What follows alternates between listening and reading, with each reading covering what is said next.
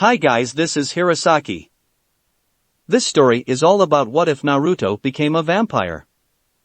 Naruto, the hated Kyuubi jinchuuriki, is sent to a school for monsters to complete his education before he can return to Konoha. But in a place filled with monsters he wonders just who the true monster is. Welcome aboard! Chapter 1, The True Monster. Naruto sat all alone on the bus except for the driver. He looked out the window at the sunlight and the beautiful countryside. He wouldn't see this again for 3 years. And when those 3 years were up he would finally go back to the village. 7 years ago. A very nervous and frightened 8-year-old looked around at the huge apartment. There was so much space. And there was no garbage anywhere, and there were no spray-painted signs on any of the walls saying, die, demon, or monster. And best of all, the apartment was far away from all those horrible people who hated him. Well, Naruto, what do you think? A friendly voice called from the doorway. Naruto looked up to see the smiling face of his caretaker. It's really great, Iruka-sensei. Are we really going to live here? Iruka smiled and nodded. He didn't hold it against Naruto what had been done to him on that night his parents had died. To Iruka he was a fellow orphan who was lonely and didn't deserve the treatment he'd received. That was why he had volunteered for this mission. That's right, Naruto. We'll be living here until you turn 18. What happens then? Then we go back to Konoha. The boy suddenly froze. No. I don't want to. I don't want to go back to where they hate me, to where they want to kill me. Seeing the boy's fear, and knowing how justified it was, Iruka quickly knelt down before him and gently put his hands on his shoulders. It's all right, Naruto. 10 years is a long time. The Hokage thinks that after that much time the people will finally be able to accept you. But why do I have to go back at all? Naruto, Iruka spoke carefully. You understand why you are special and why so many people have difficulty accepting you, right? Naruto slowly nodded. The Hokage had explained everything to him before sending him away. I am the Kyuubi. No, you're not. Iruka said sharply. And don't ever say that again.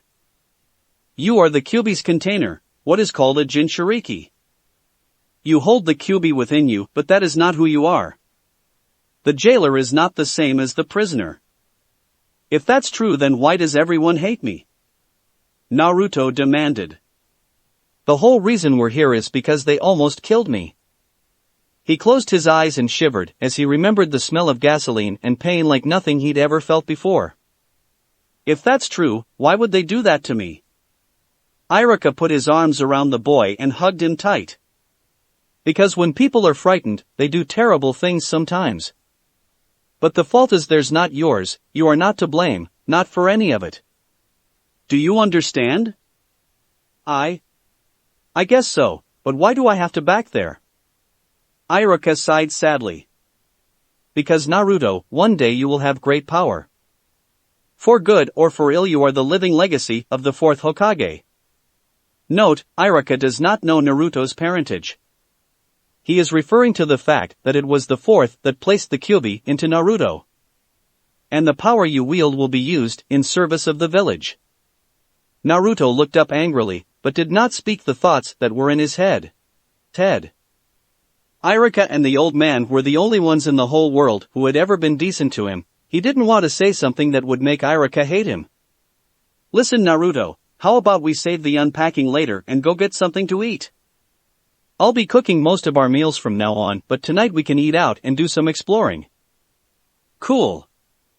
Naruto said excitedly, and much of his bad mood was dispelled. Can we go get some ramen? Iruka nodded with a wide smile. Sure. As they left their new apartment, Naruto remembered something. Oh, Iruka-sensei, what is this place called again? Tokyo, Iruka told him. We are living in the city of Tokyo. You are the student enrolling at Yukai Academy? The bus driver's words snapped Naruto back to the present. Yeah, I am. The bus entered into a long dark tunnel. I should warn you, the driver said. Yukai Academy is a very horrifying place. The driver looked over his shoulder at him, his eyes seemed to be glowing. Naruto took it all in stride and looked back out into the darkness. I've seen scary things before, he answered quietly. He rubbed his nose a bit as he thought he could smell gasoline. The bus dropped him off in front of a scarecrow with a pumpkin head. In the distance a mile or two away he saw the outline of a building he assumed had to be the school. He dropped his backpack and just took a moment to look about. All the letter from the Hokage had said was that he would be attending a very special academy for the next 3 years. He would not be allowed to leave the academy until his graduation, at which time he would be returned to Konoha to take his place as a leaf nin and serve the village. In the meantime, he was to follow the school rules and at least pass his classes. Without conscious thought he reached up and tugged on his hittite. The one Irika had given him. 3 years ago. The 12-year-old opened his eyes. Standing over him was a serious and sad-looking Irika. What's the matter, Irika-sensei? Naruto, you have to get up. I've just received a special message from the village. Village. Okay. He glanced at the clock next to his bed, it was almost midnight. A still sleepy Naruto followed Irika into the living room. There Naruto spotted something that really woke him up. Irika-sensei, why is your luggage packed? Are we going somewhere? Irika looked at the boy sadly. I'm sorry Naruto, but I've just been ordered back to the village. What? But what about me? I'm afraid you're to remain here, alone. Naruto stared up at his precious sensei in stunned silence. You're leaving me? I don't want to Naruto, but I have to follow the Hokage's orders. No! Naruto shouted, terrified at the thought that he was being left all alone. The old man would never do that. Irika took a deep breath. Naruto, the third Hokage, is dead. What? He has actually been gone for about 2 months now. The letter doesn't go into detail, but 2 months ago there was a sneak attack on the village. Konoha beat back the invasion, but at high cost. The third Hokage was among those who died to protect the village. Naruto stood there in silence for a moment as the words sunk in. The old man is really gone? Irika nodded. I'm afraid he is, and I'm afraid it took this long for me to hear about it because they only just installed the 5th Hokage. Irika shook his head. It seems the man they finally got for the job was actually the third choice. They offered the position to both Jiraiya and Tsunade but they both refused. So instead Hyuga Hayashi was made the 5th Hokage. The new Hokage wants every available ninja to return to the village immediately, that's why I have to leave right now Naruto. Naruto blumped onto Irika's waist. Then take me with you. I'd rather go back to that place where they hate me than be all alone again. Irika put his arms around the boy and tried to comfort him. I'm so sorry Naruto, I would gladly take you and have you stay with me in the village. But the orders for you are specific, and you have to obey them just as I do. He smiled at him. Don't be afraid Naruto, I've already taught you what you need to know to defend yourself and I know you'll be alright. Just as I know we'll see each other again one day. Naruto knew a ninja wasn't supposed to cry, but he couldn't seem to help it. He pressed his head against Irika's chest and cried. Please don't go. Please Irika-sensei. Don't leave me. Naruto felt Irika's hands gently cup his face to have him look upward. Naruto was surprised to see that Irika was crying too. I'm so sorry Naruto, I know how unfair this is, but I will give you something very special before I go. With that Irika undid his hittite. This isn't official Naruto, technically you are only a citizen of Konoha and will not become a ninja until you return to the village. But, Irika tied the hittite around Naruto's forehead. So far as I am concerned you are a ninja.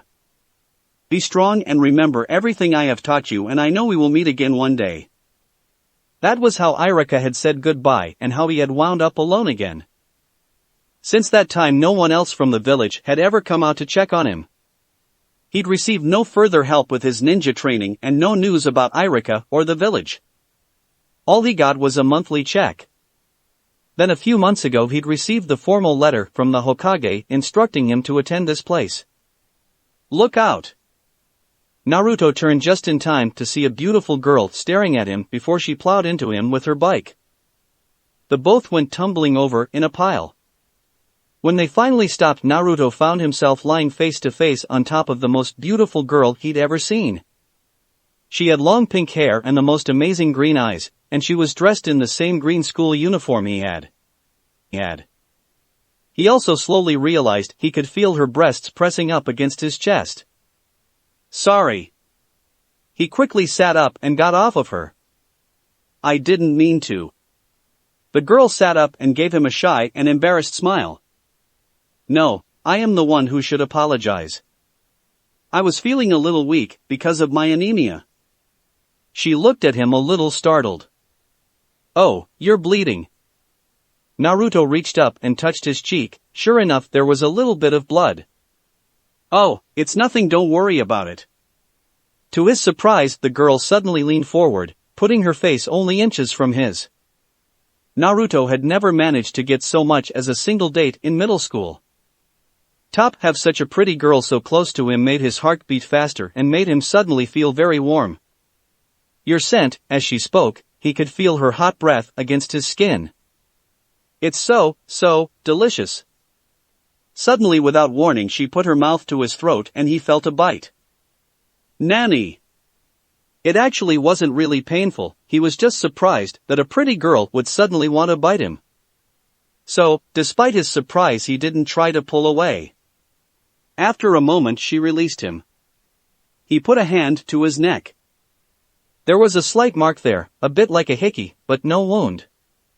What had just happened here? The girl meanwhile was blushing and seemed almost euphoric. Oh! Thank you so much. Your blood is absolutely delicious. He stared at her. Were all really cute girls this weird? Did you just drink my blood? Now looking a bit embarrassed she nodded. Yes, I apologize for not asking first, it's just that you smelled so delicious I just couldn't resist. She smiled. I'm a vampire, you see. A vampire? Something in his tone worried her. Do you not like vampires? She asked worriedly. Naruto smiled. Weird or not, she was really cute and she was actually talking to him. That depends, are all vampires as cute as you? She immediately went red in the face. Ah! Seeing he had embarrassed her, he rubbed the back of his head and hoped he had not ruined things. He seemed to have a real gift for saying the wrong things to girls. Sorry, I was just kidding. Of course, I haven't anything against vampires. He looked away for a second. They're not the ones I hate. She was a bit surprised at his reply, but relieved that he didn't automatically dislike her. In that case, would you like to be my friend? Sure. Naruto couldn't believe his luck. He hadn't been here more than 5 minutes and he was already friends with this incredibly beautiful, if delusional girl. Honestly, what kind of girl imagines she's a vampire? With a pleased smile the girl introduced herself. I am Akashiya Moka. I am Uzumaki Naruto. Are you a new student like me? Naruto nodded. I sure am. That's wonderful. I was really worried because I was all alone, but now I'll have someone to do things with.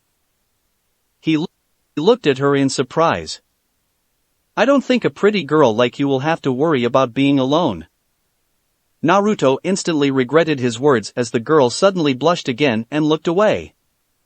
Why did he always say the wrong thing? Anyway, Moka, I'd be very glad to hang out with you.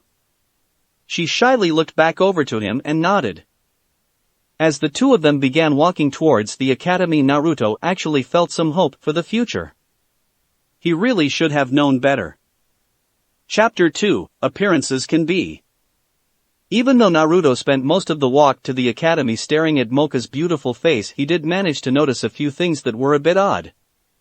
For one thing, even though it was still morning, the sky was overcast, that it almost seemed like night. Just on the other side of the tunnel it had been bright without a cloud in the sky. He also noted that the academy seemed to be surrounded by a series of graveyards. Again and again as they walked, they would pass a number of tombstones, and far more disturbing, human skulls. He had no idea what the local customs or religious beliefs might be, but he couldn't think of a reason to leave human skulls sitting out unburied. He thought about pointing some of this out but decided not to. Mocha seemed oblivious to what was around them as she eagerly told him about all the things she was hoping to do here in school. It was such a novel experience having a beautiful girl talk to him that he decided not to do anything to ruin it. As they got closer, the appearance of the academy itself began to bother him. The academy was a single large building located on a high cliff. It reminded Naruto of nothing so much as a haunted mansion in some old black and white horror movie. He imagined that some old rich guy must have donated the building and lands to the school. No way would someone actually design a high school to look like this. As he and Mocha approached the main entrance, they joined a stream of other new students, all of them wearing the same uniform and looking about as if a bit lost. Seeing the other students actually put his mind at ease a bit. He'd started wondering if somehow he and Mocha had gotten completely lost and were approaching someone's weird idea of a manor. As he and Mocha were herded towards the auditorium for the entrance ceremony, the two of them got separated. She looked back at him and waved, shouting she would find him afterwards. He waved back weakly as he watched her get swallowed up by the crowd. Well, that's it. I'll probably never even see her again, or if I do, she'll have a dozen guys around her.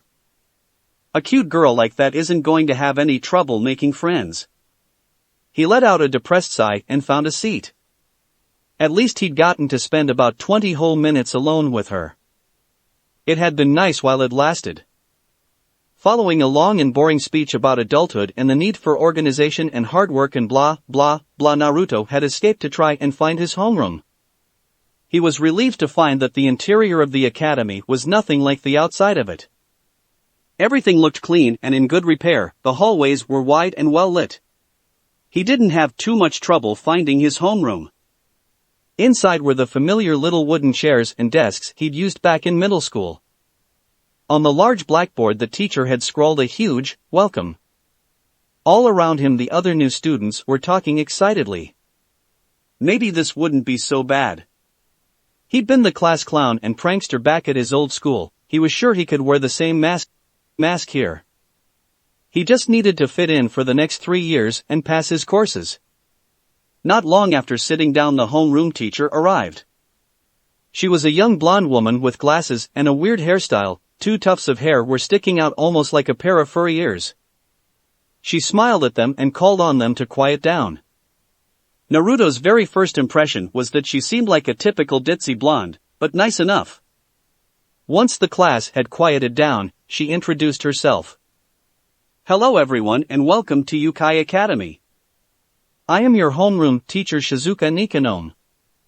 I think you all already know this, but this is a school built for the sake of monsters to attend." And with that a boring, welcome to the school speech became something else. Naruto sat up and actually began paying attention. What did she just say? He glanced around the room to see everyone else take it in stride. Is it me, or is everyone in here nuts? Meanwhile his teacher pressed on. Now as you all know, the earth has already come under the control of the humans. In order for us monsters to continue to survive, we have no choice but to continue to peacefully coexist with the humans. At this academy, you will be studying how to coexist with humans. Again, Naruto carefully glanced around the room to see the reaction of the other students. Some of them were nodding, most were just listening with varying degrees of attention. None of them were acting as though their teacher had gone insane. They were acting as though what she was saying was not unexpected. So, for that reason, she continued. As a school rule, you will all live your lives at this academy in human form. Do you understand? It's a matter of being able to disguise yourself well as a human. This is the foundation of coexistence. You are never to allow any of your fellow students to know your true form, understand? Hey teacher, a student across from him called out. Would it not be better for us to eat up those puny humans?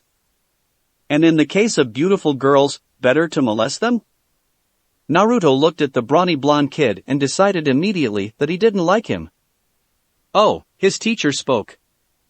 Incidentally, here at Yukai Academy, the teachers and students are all monsters. There are no genuine humans here. Since this academy is within a secret sacred world. To those humans who come to know of our existence, we will bring them death, or something. Despite the sudden revelation that he was surrounded by monsters and would be killed if the truth about him was found out, Naruto kept a calm demeanor. He was a ninja, and in the years since Irika had left he'd been constantly wearing one mask or another. It wasn't hard for him to put on a tranquil face while inside he tried to digest everything he'd found out. Living with a teacher for 4 years, he'd learned a great many useful things. One of them was basic problem solving. You had to define the problem, identify all possible solutions, and then choose the best one available to you. Excuse me, a girl's voice called from the classroom door. After the entrance ceremony I kind of got lost in the school, sorry I'm late. Nikanome looked over to the girl and smiled. Oh, that's fine, just take a seat. Okay, Akashi Yamoka stepped into the room. Immediately the boys, and even some of the girls, were starstruck. Who is she? She's so hot. How cute. I'm so glad she's in my class. Were among the many comments to suddenly be shouted out to her. One of the students, the one who had commented earlier about eating the humans and molesting their woman, didn't bother to say anything. He just eyed her hungrily. Taken aback by all this sudden attention, Moka stood there a moment and looked over the classroom. Her eyes suddenly spotted a familiar face. Naruto-kun. She shouted happily. We're in the same class? She ran over and gave him a huge hug. It was a bizarre moment for him. In a room full of monsters, trapped in a life and death situation, he was being hugged by the most beautiful girl he'd ever met. And actually feeling pretty happy about it. Being the first day, there were no official classes. They'd only been required to attend the entrance ceremony and meet with their homeroom teacher. Once Nikanome-sensei dismissed them, they were free to explore the academy grounds. Before any of the other boys in class could even approach her, Moka grabbed a hold of his arm and swiftly led him out into the hallway. Let's go explore, she'd said excitedly. Naruto could only smile and nod. Even given the situation, he just couldn't help but enjoy being with this girl. Her joy and eagerness were just contagious, and Naruto actually found himself sharing in them. He also didn't mind the jealous looks all the guys were sending his direction. Having a beautiful woman on his arm was a new experience for him and a fun one. Then as they rounded one of the corners, a tall blonde student with messy hair stepped straight into their path. Naruto recognized him as the one with the carnivorous attitude towards humans. Such a pretty one, he said. You are called Akashi Yamoka, are you not? I am your classmate, Komiya Saizu. He then reached out and grabbed Naruto by his jacket and yanked him easily up off his feet. By the way, why is a beautiful lady like yourself associating with a guy like this? Naruto was the one to answer. Maybe she likes surprises. With his right hand he grabbed a hold of Saizu's wrist. Then with perfect balance he swung his body up and around, bringing the back of his right heel straight into the middle of Saizu's face. Ow! Saizu shouted, more in surprise than in pain. He let go of Naruto's jacket and stumbled back a couple steps. Naruto landed on his feet and from seemingly nowhere produced a pair of kunai. He was in a fighting stance, ready to continue. Watch where put your hands or you might lose them. All around them a small crowd gathered, eager to watch a fight. Well, I guess that at least is universal in every school, human or monster. Naruto caught a few snatches of what they were saying, things like rogue monster and forced to attend. He also noted that a few of them were commenting on the speed and grace of his attack and wondering what sort of monster he might be. If they only knew. Saizu reached up to touch his nose. He was surprised to see there was actual blood. Stupid, useless, weak form. He looked angrily at the boy who was standing between him and what he wanted. Lucky shot, punk. Luck had nothing to do with it. I'm feeling generous, so get out of here while you still can. He shifted his attention to Mocha, who was standing just behind Naruto. Wouldn't someone like me be far superior to this weakling? Why don't we go off somewhere, just the two of us, and have some fun? Her response was to grab a hold of Naruto's arm and begin leading him back the way they'd come. I'm sorry. I'm having fun with Naruto now. Saizu stood there and watched the two of them run away. Run if you wish, I never let anything I want get away from me. As for you, punk, you'll be paying for the blood you drew. Yes, you'll be paying large. She led them outside on a dead run. They finally came to a halt in a little clearing with the usual tombstones and skulls. They were both panting a bit as Mocha looked over to him. That was surprising, wasn't it? I got a little scared. Are you okay, Naruto? He nodded. Yeah, I'm fine. As she looked at him, he noticed her blush a bit. Thank you, she said softly. Huh? For what? For standing up for me, she said. That was the first time anyone has ever fought for me. He could feel his own face warming up a bit. Just being with her was enough to make him feel warm inside. But when she said such sweet things to him, he thought he might start to melt. Mocha, why do you like me? He hadn't meant to ask it quite so bluntly, but it had sort of burst out. I mean, I'm not exactly the type women go for, and it's pretty obvious you can do a lot better. Don't say that. Mocha said tensely. To me there is no one better than you, Naruto-kun. The way her eyes were looking into his was making his heart race as though they were running again. Really? She nodded swiftly. Of course. And besides, we're on blood-sucking terms. Ha! You should be proud of yourself. You have grade A blood, Naruto, way better than any of the blood I've had before from blood transfusion packs. So basically, you see me as a snack? She blushed and sighed a bit. Well, actually, that was my first time. Ha! You're the first person whose body I have ever fed from. You're my first, and I will never forget that feeling. Naruto stared at her, feeling at once proud and sort of embarrassed. I always wanted to be a girl's first, but this really wasn't what I had in mind. Anyway, she grabbed a hold of his arm. Let's go explore the rest of the campus. And that was what they did. They spent the rest of the day exploring their new home for the next 3 years. There were no further incidents. The more time he spent with her, the more he really enjoyed her company.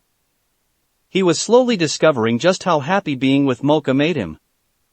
At the end of the day, they wound up at their dorms.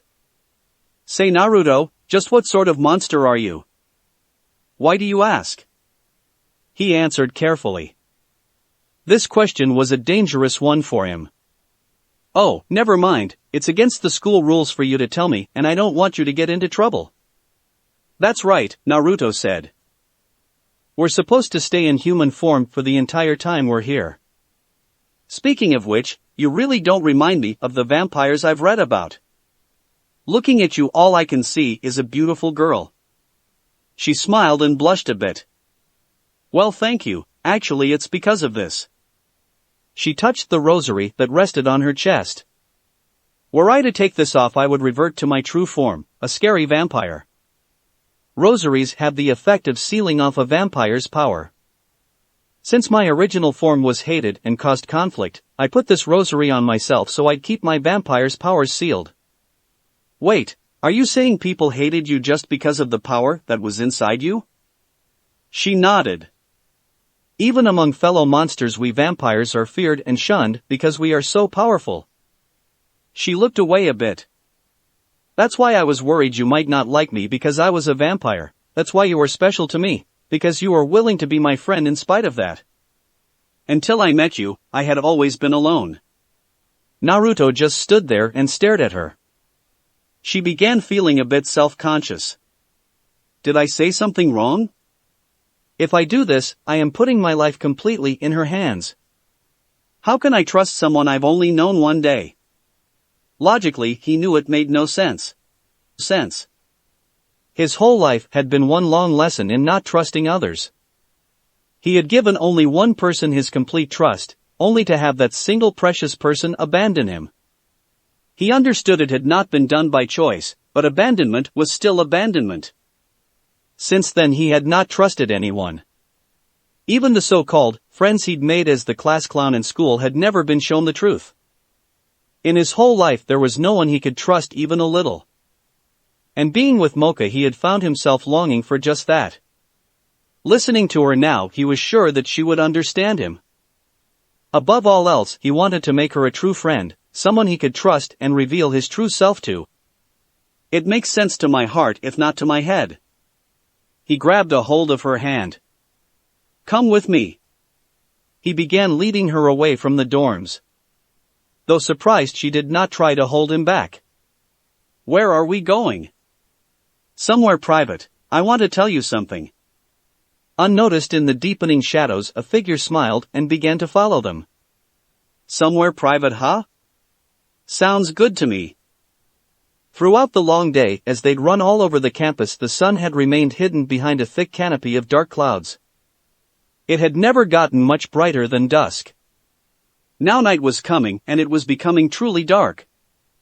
Naruto hardly noticed, he could see in the dark. Along with his rapid healing, vast chakra reserves, and immunity to poisons, it was one of the little gifts given to him by his resident. He took her to a small clearing in the middle of a forest of withered and blackened trees. What's going on, Naruto? Why did you bring me here? Mocha asked worriedly. He was looking at her with a strange intensity. He hesitated. Now that he'd gotten her somewhere alone, he wasn't sure exactly what to say. Girls were a complete mystery to him. So, as he normally did in these situations, he said the first thing to pop into his mind. It's terrible being all alone, isn't it? What? She asked fearfully. Naruto plastered on one of his false smiles. I know, because I'm alone. In the whole world, there's only one person I really care about. He was forced to leave me when I was 12 and I've been alone ever since. In school I was always smiling and playing jokes and pulling pranks. I got labeled as the idiot and class clown, but that was all right because it still meant that I was accepted. People talked to me and laughed at my antics, but the whole time I never made a single real friend. I kept everyone at a safe distance because I was afraid to show them the real me. I would be surrounded by people but still be all alone. She was staring at him. He looked away, feeling stupid for having admitted such weakness to her. You're right, she spoke quietly. It's terrible to be all alone. She paused for a bit before continuing. I went to school in the human world before coming here. It was horrible. I felt so isolated and alone. The humans don't believe in monsters. I started to see myself as a freak, as different from everyone else, and to wonder if it would be better if I didn't exist at all. I really came to hate the humans and the whole human world. He looked at her. You hate humans? She nodded vigorously. Yes, I do. I hate them for making me feel like I was some sort of freak just because of who I was. But you understand that, don't you, Naruto? She reached out and took a hold of one of his hands.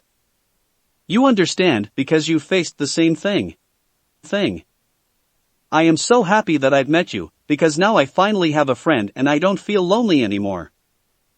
She looks so happy, Naruto thought. I want to always make this precious girl happy. But... Mocha, he said.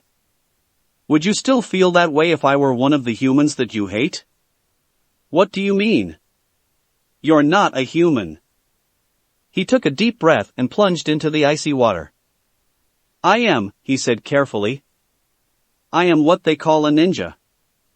I can control a special power called chakra and use it to perform some amazing feats called jutsus, but I'm still human. No, she let go of his hand and stepped back. You can't be. He saw the look in her eyes, what she thought of him was clear. So, I guess you hate me. Naruto, The moment was interrupted by laughter. Now what do we have here? A lover's quarrel? Saizu approached them with a grin going from ear to ear. Instinctively Naruto moved to put himself between Saizu and Mocha. What the hell are you doing here? Saizu's eyes were running up and down Mocha's body. His long tongue swept over his lips. He spared Naruto a momentary glance. I'm taking her right now, if you want to live get out of here. His eyes looked hungrily back at her. You are far more beautiful than any of those puny humans I molested. I want you Akashiya Mocha. No! She shouted at him. I am very sorry, but whatever you want I don't want you. He laughed as his body began to shake. I wasn't giving you a choice, I like it best when the girl tries to fight anyway. His school uniform shredded as his body grew and expanded. Oh, I can't stop myself when I feel like this.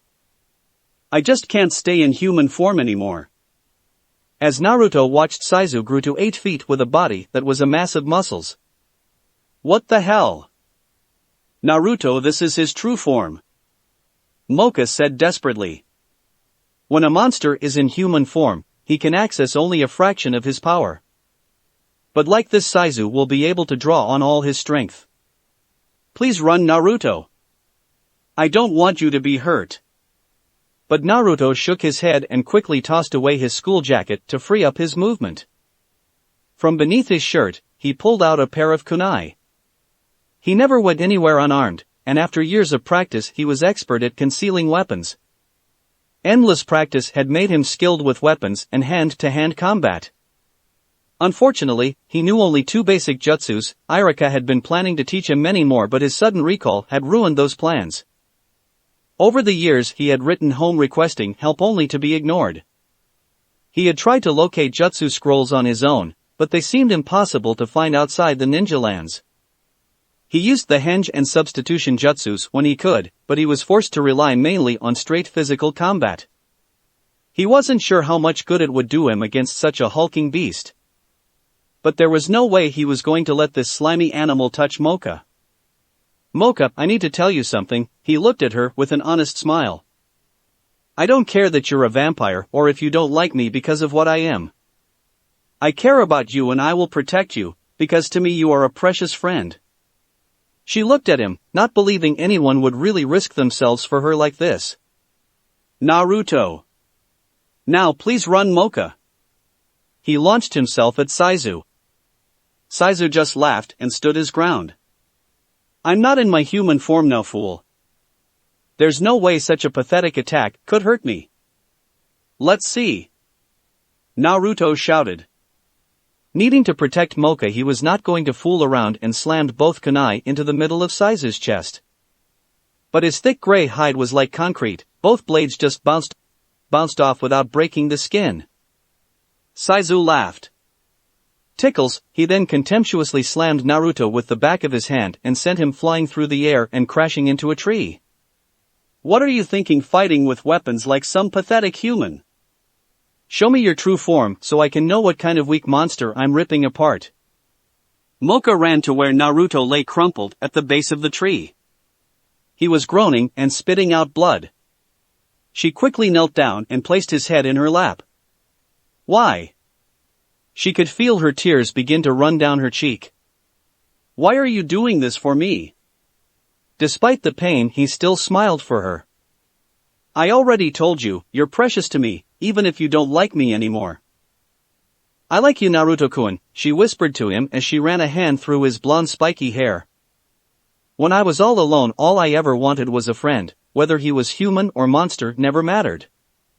I like you, Naruto, I truly do. Thank you, Mocha-chan, that means a lot to me. Despite the pain, he was happy. Mocha cared about him. "Oh, how sweet," Saizu mocked as he approached the two of them. "Say goodbye to your boyfriend before I tear him limb from limb. Then I'll show you a real good time." He didn't think he could even stand, but he wanted to keep her safe. "Mocha, please leave me and go." Reaching up, he tried to push her away. And as he did so, his hand caught on Mocha's rosary. With a tiny clink, it popped off its chain. What? The rosary came off. But that means she was suddenly engulfed in a powerful demonic aura as her body transformed back into its true form. Saizu quickly backed away, sensing and actually seeing the unbelievable power all around Mocha. What is this overpowering sensation? Naruto stared up at her. As he watched, she seemed to grow and mature from a teenager into an adult woman. Her hair became silver and her eyes were slitted and red. And out of her mouth he could see a pair of fangs. Impossible as it seemed, Naruto thought she was even more beautiful in this, her true form. Feeling real fear, Saizu continued to move away from her. Just like the legends. Such intense supernatural energy. This is a true vampire? Now fully transformed, she turned to Saizu and teased him. What's wrong, Rogue One? You want me, right? Just try and take me by force. Won't you? She laughed at him mockingly. I won't be mocked by a woman. Howling, he suddenly rushed forward. Mocha, look out! Naruto shouted. As Saizu reached out for her, she seemed to become a blur. A single kick smashed in his jaw and sent him flying with a spray of dark blood. Attacking me with such weak power, you are beneath my contempt. Know your place. He crashed through not one but several trees before finally coming to a stop, broken and unconscious. A low-class monster like you who has nothing to show for his size doesn't even make a decent opponent. With that, she turned around and began walking back towards Naruto. Naruto managed to at least get back up to his feet, though he had to lean against a tree for support. M.O. Mocha? Her eyes were looking into his and he couldn't seem to make himself look away. Are you hurt, Uzumaki Naruto? Shall I take you to the infirmary? She walked right up to him until they were face to face. No, that's all right, I heal very fast. He felt himself shaking just a little. She grinned with her fangs coming out of her lips. What's wrong? Are you scared? Of this me? With a single finger she reached out and gently ran it over his lips. When she pulled it back, he noticed some of his blood was on it. She held her finger before her mouth and he watched as she licked it clean. Clean. Your blood really is delicious. I can see why my sleeping self likes it so much. She reached out again and he felt her hand brush against his. Don't be afraid, I have no intention of harming you. He noticed she now held the rosary, he hadn't even realized he'd been holding it. Until we meet again, you had better baby-sit the sentimental other Mocha. She places the rosary back on the end of the chain she wore around her neck. Almost immediately her power faded away and she was transformed into the teenage, outer Mocha. She was unconscious and Naruto had to catch her before she could fall. Talking to the transformed Mocha had really been like talking to a whole different person. And the way she had referred to herself as, the other Mocha. It seemed likely she had a split personality. Looking at the beautiful girl in his arms, he knew things would not be easy. He could only imagine how being friends with a beautiful vampire with two personalities would complicate his life. But even contemplating that, he still smiled at her. Carefully he swung an arm under her legs and began to carry her bridal style back to the academy. Though she was asleep, he spoke to her. I want to protect you, Mocha-chan, just as you did me. I want to always keep you safe and happy. And I promise I will always try to do just that. He smiled at her peaceful sleeping face. And so, I never break a promise. Chapter 3, Two New Girls. His dorm room was a square 15 feet by 15 feet. Included was a small closet, a sleeping mat, a desk with a single chair, and a small combination fridge/microwave. The best thing that could be said about the room was that it was a single. Having gotten Mocha to her dorm, he had finally made it back to his. He was dirty, tired, and still feeling bruised and battered. Seeing the sleeping mat, he dropped his backpack and lay down. He was soon asleep. He had the dream again, or rather the nightmare. He could feel the ropes biting into his hands. He could hear them cursing him, their voices so filled with hatred and rage. He could hear his own screams, begging them to stop, asking them what he had done to deserve this, promising to do anything if they would just stop. And overpowering everything else was the smell of gasoline. "No, don't!" he screamed and sat up. His heart was pounding and he was breathing hard. His body was covered in a cold sweat. Waking up in the pitch black, he needed a moment to figure out where he was. "That's right, I'm in my room at Yukai Academy. It was all just a bad dream, I'm safe." It took him a moment to completely settle down. As he did so, he reflected on what a strange thought that was. Here he was surrounded by monsters who would kill him if they learned he was human. Yet he found that less frightening than a dream. Well, he knew there was no chance of going back to sleep tonight. He checked the watch that he hadn't bothered to take off his wrist. Even in complete darkness, he could read the numerals that flashed 4:12 a.m. That was great, class didn't begin until 8. Tossing aside his blankiest, he stood up and did some quick stretches. His ribs no longer ached, his back had stopped throbbing, and his right shoulder seemed to be okay now. As he'd expected, just a few hours' rest had been enough for him to completely recover. Stumbling over to the door, he found the light switch and turned it on. Opening up his backpack, he took out a large gray sweatshirt and some track shorts. Since he had nothing better to do, he would go do some early morning training. He ran 5 laps around the campus and then scouted out a good spot in the woods not too far from the dorm. There he did some basic exercises like jumping jacks, sit-ups, push-ups, and chin-ups using a tree branch for a bar. What he really wanted to do was work on his taijutsu and fighting styles. Unfortunately, he didn't have a sparring partner. I wonder if Mocha would mind sparring with me. He wasn't sure if it was really proper for a guy to ask a girl to spar with him. Then again, she was a badass vampire.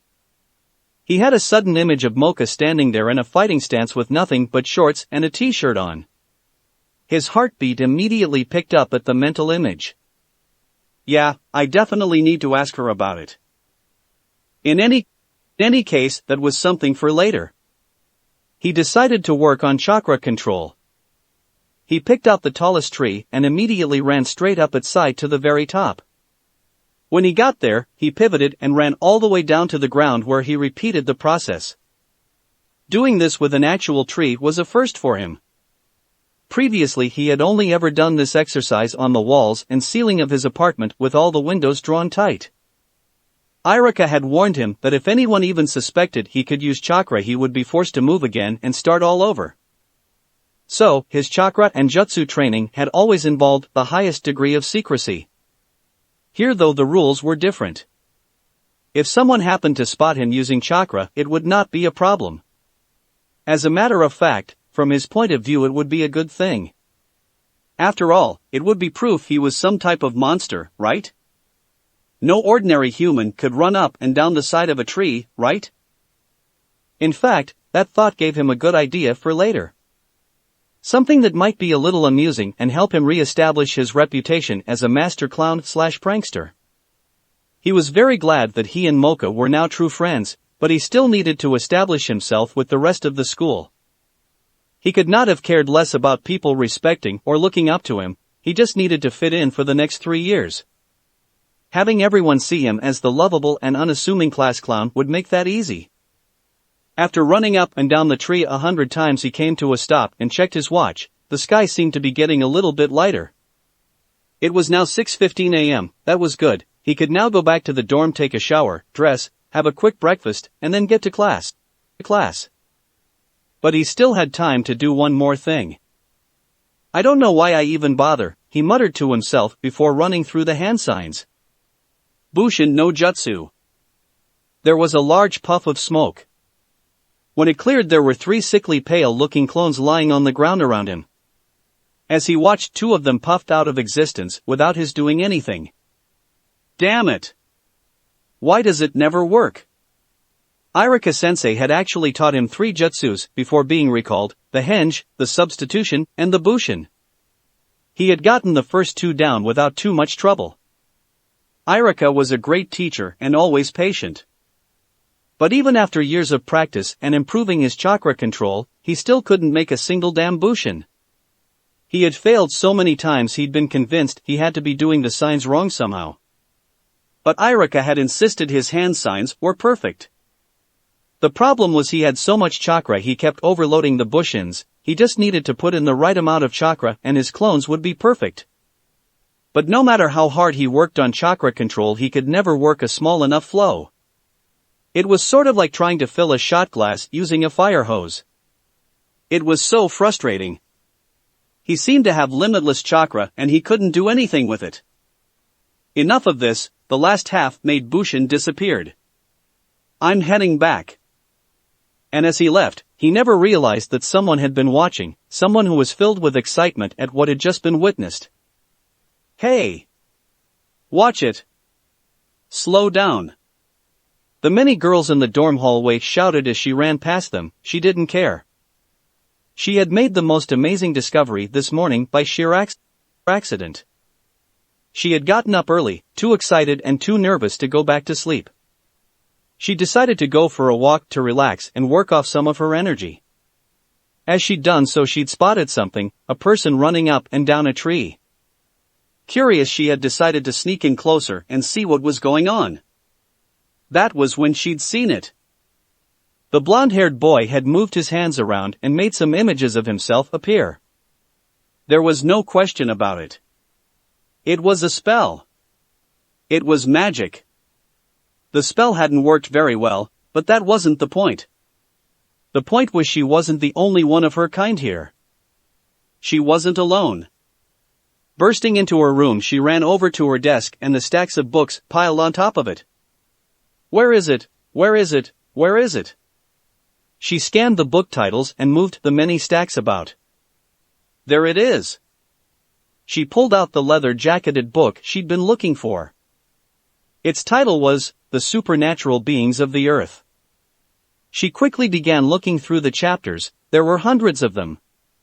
She knew he couldn't be an ordinary wizard for 2 reasons.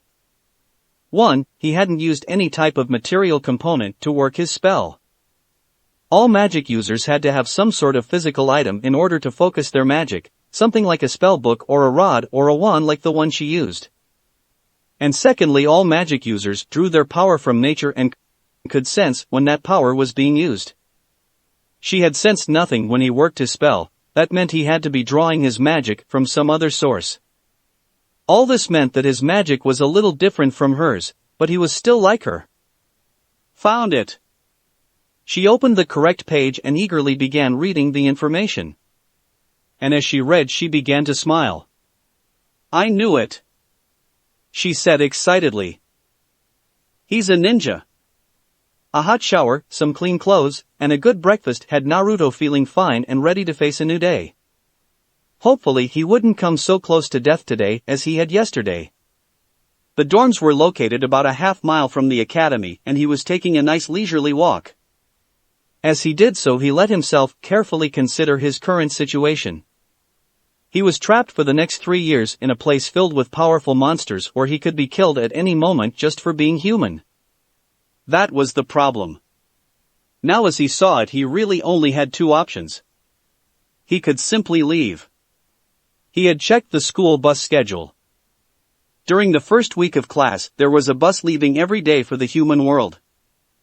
Apparently, a lot of the incoming first years decided they didn't like it and quit. All he had to do was write a school withdrawal notice and he could just go. There were 2 little problems with that though. First off, if he left the academy without permission, the Hokage would see that as desertion. Irika had explained to him a long time ago that even though he was not a ninja, he was expected to obey the orders of the Hokage like one. If he left Yukai Academy without the Hokage's permission, he would have to spend the rest of his life hiding. The hunter Nins would come after him, and they would never stop. Then there was the little fact that if he left, he would never see Mocha again.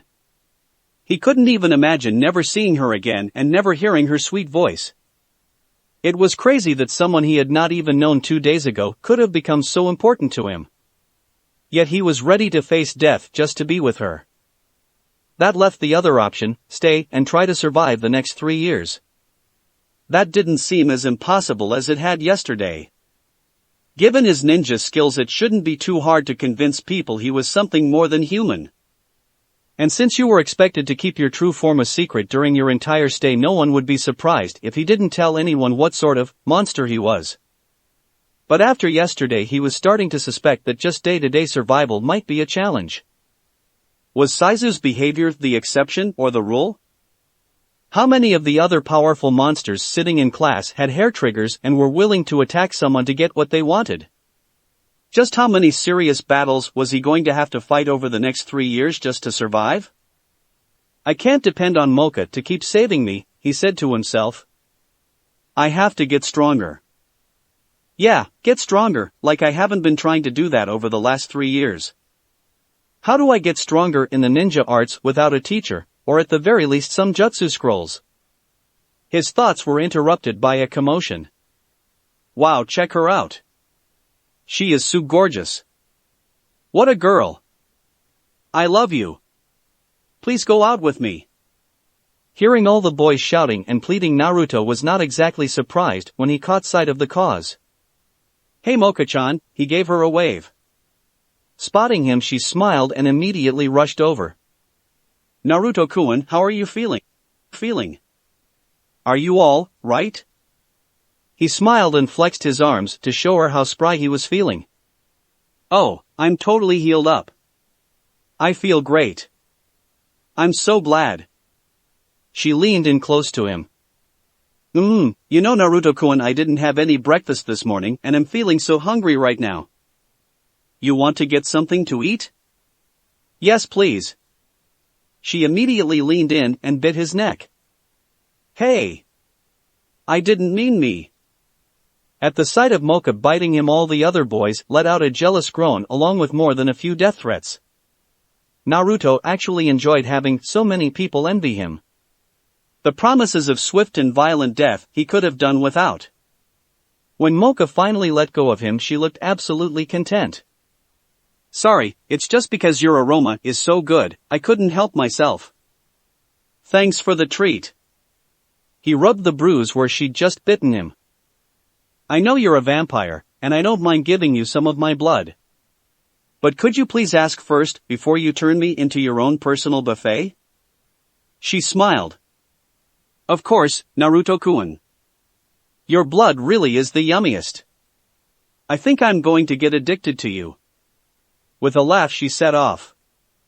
I'll meet you in homeroom, Naruto-kun. As Mocha left, the other boys glared at him but went after her.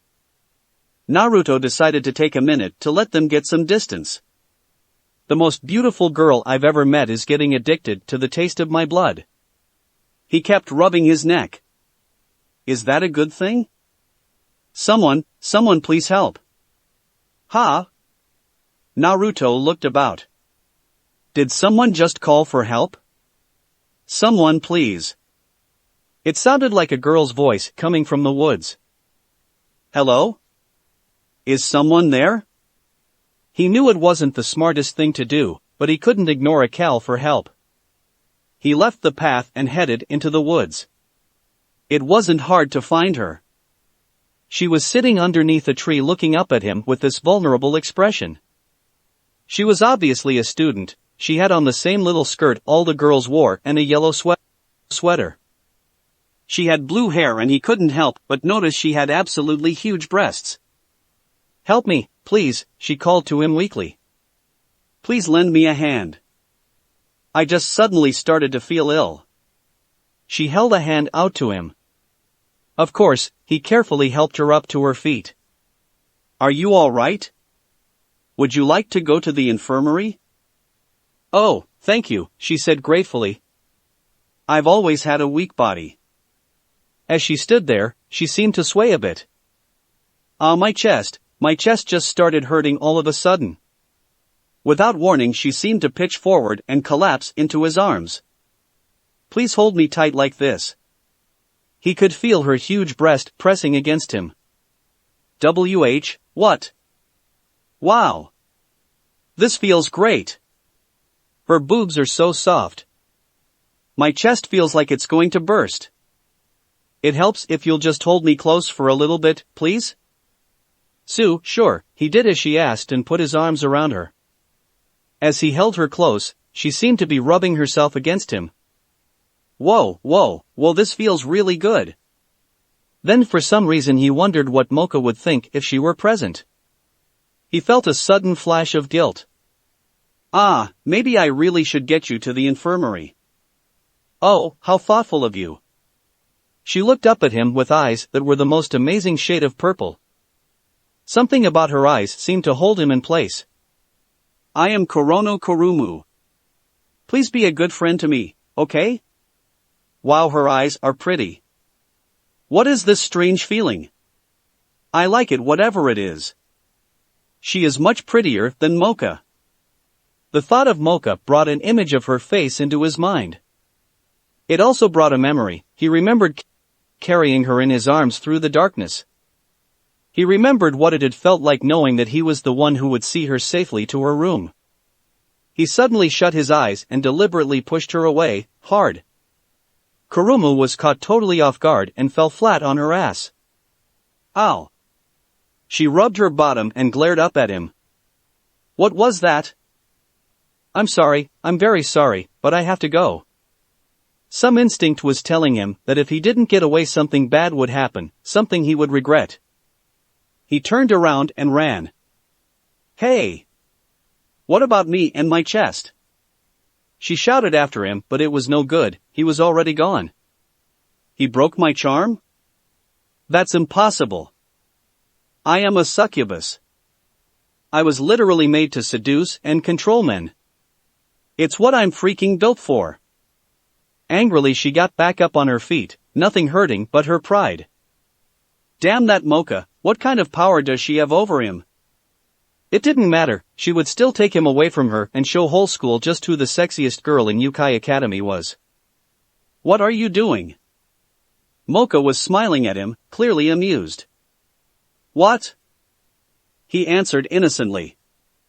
I'm just going to first period. Most of the other students were pointing at him and laughing or at least looking amused. But why are you walking on the ceiling though? He grinned.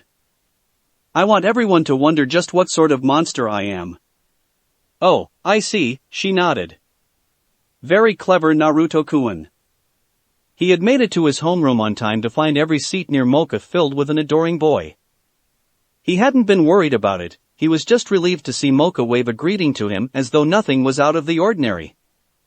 He'd then sat down at an open seat. Mocha had immediately gotten up from where she was sitting and moved to the empty seat next to him. It was a nice way to start the first day of regular classes. And now they were both headed to the same first period class. But as they were walking, a little girl with light brown hair and wearing a pointy black hat and a small black cape stepped in front of Mocha. She looked much too young to be even a first-year student, she looked like a grade schooler. She had what looked like a wand clutched in her right hand, using it like a pointer she pointed it at Naruto. Specifically at his forehead, at his highlight.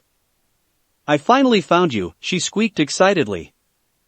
Naruto hadn't seen her before, today just seemed his day for meeting weird girls. He released his hold on the ceiling and landed on his feet beside Mocha. I'm sorry, but have we met? I am Uzumaki Naruto, and this is my friend Akashiya Mocha. Hello, Mocha greeted her. The girl nodded, but her focus stayed on Naruto. I am Sendu Yukari, I am a witch and you are a ninja. What? Naruto felt as though he'd been caught in an ambush. Why would you say that? She pulled her book out and excitedly began flipping through pages. I was out for a walk this morning and I saw you using magic. Oh wait, you ninja don't call it that, do you? You call it chakra, right? And instead of spells you use jutsus. Both he and Mocha were looking nervous. The people in the hallway had stopped to watch the scene and they were starting to whisper to one another. Oh, crap, this is really bad. He tried to laugh it off. I'm sorry, but you must be mistaken. Yukari shook her head vehemently. I'm not mistaken, you are definitely a ninja. And if I needed any more proof that headband you're wearing cinches it. She showed him a page in her book displaying 20 different designs. She pointed to one that was an exact replica of the symbol on his Hittite. You are wearing the leaf symbol of Konoha. You are definitely a ninja from there, aren't you? Well, so much for convincing people I'm some sort of monster. Naruto looked around at the students surrounding him in the hallway and wondered if he was going to have to fight his way out of the academy. One of the nearby students turned to another. What's a ninja? The other student looked at Naruto as though he were something a dog had left on a sidewalk. He's like a witch, he's a half-breed. The first student looked back at him in wonder. Why would a beauty like Mocha waste her time with a half-breed? The mood of the students changed as that word, half-breed, was repeated again and again. But at least the mood wasn't anger, more like a general contempt. And rather than attack, the other students began moving again towards their classes. Alright, what just happened here? And why is everyone suddenly calling me a half-breed? Naruto asked. That's what they call people like us, Yukari explained. Humans with supernatural powers, we straddle the border between the human and supernatural worlds. So true monsters look down their noses at us. But if they know I'm human, why didn't they attack me? Or at the very least raise an alarm? Yukari looked at him in confusion. Why would they do that? I thought humans who found out about this place were killed on sight.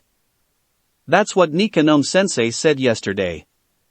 That's only for ordinary humans, and we're not ordinary, are we? Witches and ninja are considered supernatural beings, so we're allowed to attend. I see, Naruto said slowly. But we're not exactly welcome, are we? He looked down at her crossly. Why did you go out of your way to make things harder for me? Do you have something against ninja? Yukari looked up at him in surprise. No. I wasn't trying to make things harder for you. I was just so excited, I wanted to let you know that you weren't alone here. I know how lonely being the only human in a school filled with monsters can be. And besides, she suddenly ran up and glomped onto his chest. I love you. What? What? Naruto said, startled. Hey! Mocha shouted. Out of seemingly nowhere, a blue-haired girl suddenly appeared and yanked Yukari off Naruto. Stop that. He belongs to me. She then immediately took Yukari's place, wrapping herself around Naruto and pressing her oversized chest against his. Mocha was staring at the newcomer and the way she was rubbing herself against him. Naruto-kun, who is this? The girl grinned at Mocha while continuing to shamelessly grind against the boy. I am Korono Kurumu, your rival. I'm going to prove to all the boys in this school that I am the number beauty here, not you. And I intend to prove it to everyone by stealing away the boy you obviously like best. Despite the pleasant sensation of Kurumu's body pressing against his, Naruto was suddenly feeling very uncomfortable. Sorry, got to get to class. He performed a couple hand signs. There was a puff of smoke and Kurumu suddenly found herself trying to seduce a small log. So far it had been a pretty interesting first day of class. Chapter 4, Hell Hath No Fury. The classes themselves were all in familiar subjects. His very first one was calculus, the bane of his existence. As a rule, Naruto had no use for any math that involved letters. He and Mocha shared only 2 classes. When they were together, she made a point of always sitting next to him. Word of his encounter with Yukari seemed to spread quickly. He noticed that many of the students would give him looks. Mercifully, they were not the rage-filled looks that still stained his nightmares. No, most of the looks were of a mild contempt or dislike, and not all of the students gave them to him. But enough did for him to realize that though he was now an accepted part of the school, he was not a well-liked one. When class ended, he found Mocha waiting for him outside the main entrance. She was of course surrounded by a small crowd of adoring boys. She quickly but politely escaped their clutches so that she could come over to him. After greeting him and asking how his day had gone, she wrapped herself around one of his arms and they headed back to the dorms. Mocha was in an excited and talkative mood and eager to share how her day had gone. Naruto was more than happy just to listen to her. She had the most amazing smile and it pleased him just to see her happy. I want to always see her smiling. He was not going to depress her with how things were going for him. After all, at least he didn't have to worry about being found out anymore. Everyone now knew he was a human and his life had not been ended.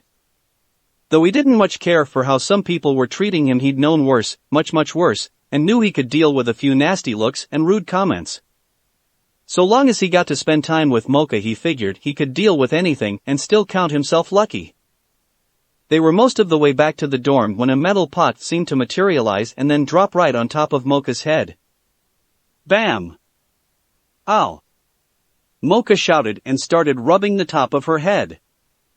Are you all right, Mocha-chan? Naruto asked. That was when an upset-looking Yukari stepped out in front of them, angrily waving her wand at Mocha. Hey you! Stay away from my boyfriend. Boyfriend? Naruto said faintly. Yukari looked up at him pleadingly. Yes. I love you. So won't you please go out with me? Still rubbing the top of her head, Mocha nevertheless gave the little girl a friendly look. I think. No one was talking to you, vampire. She waved her wand and a second larger pot landed on Mocha's head. Bam!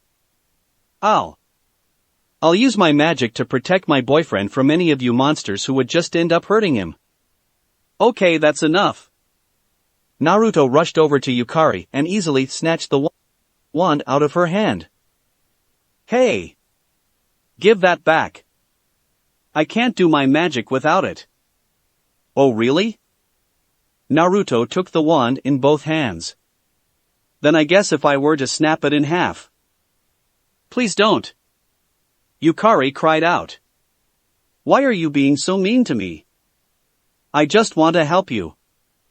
You mean like this morning when you told the whole school I was a ninja?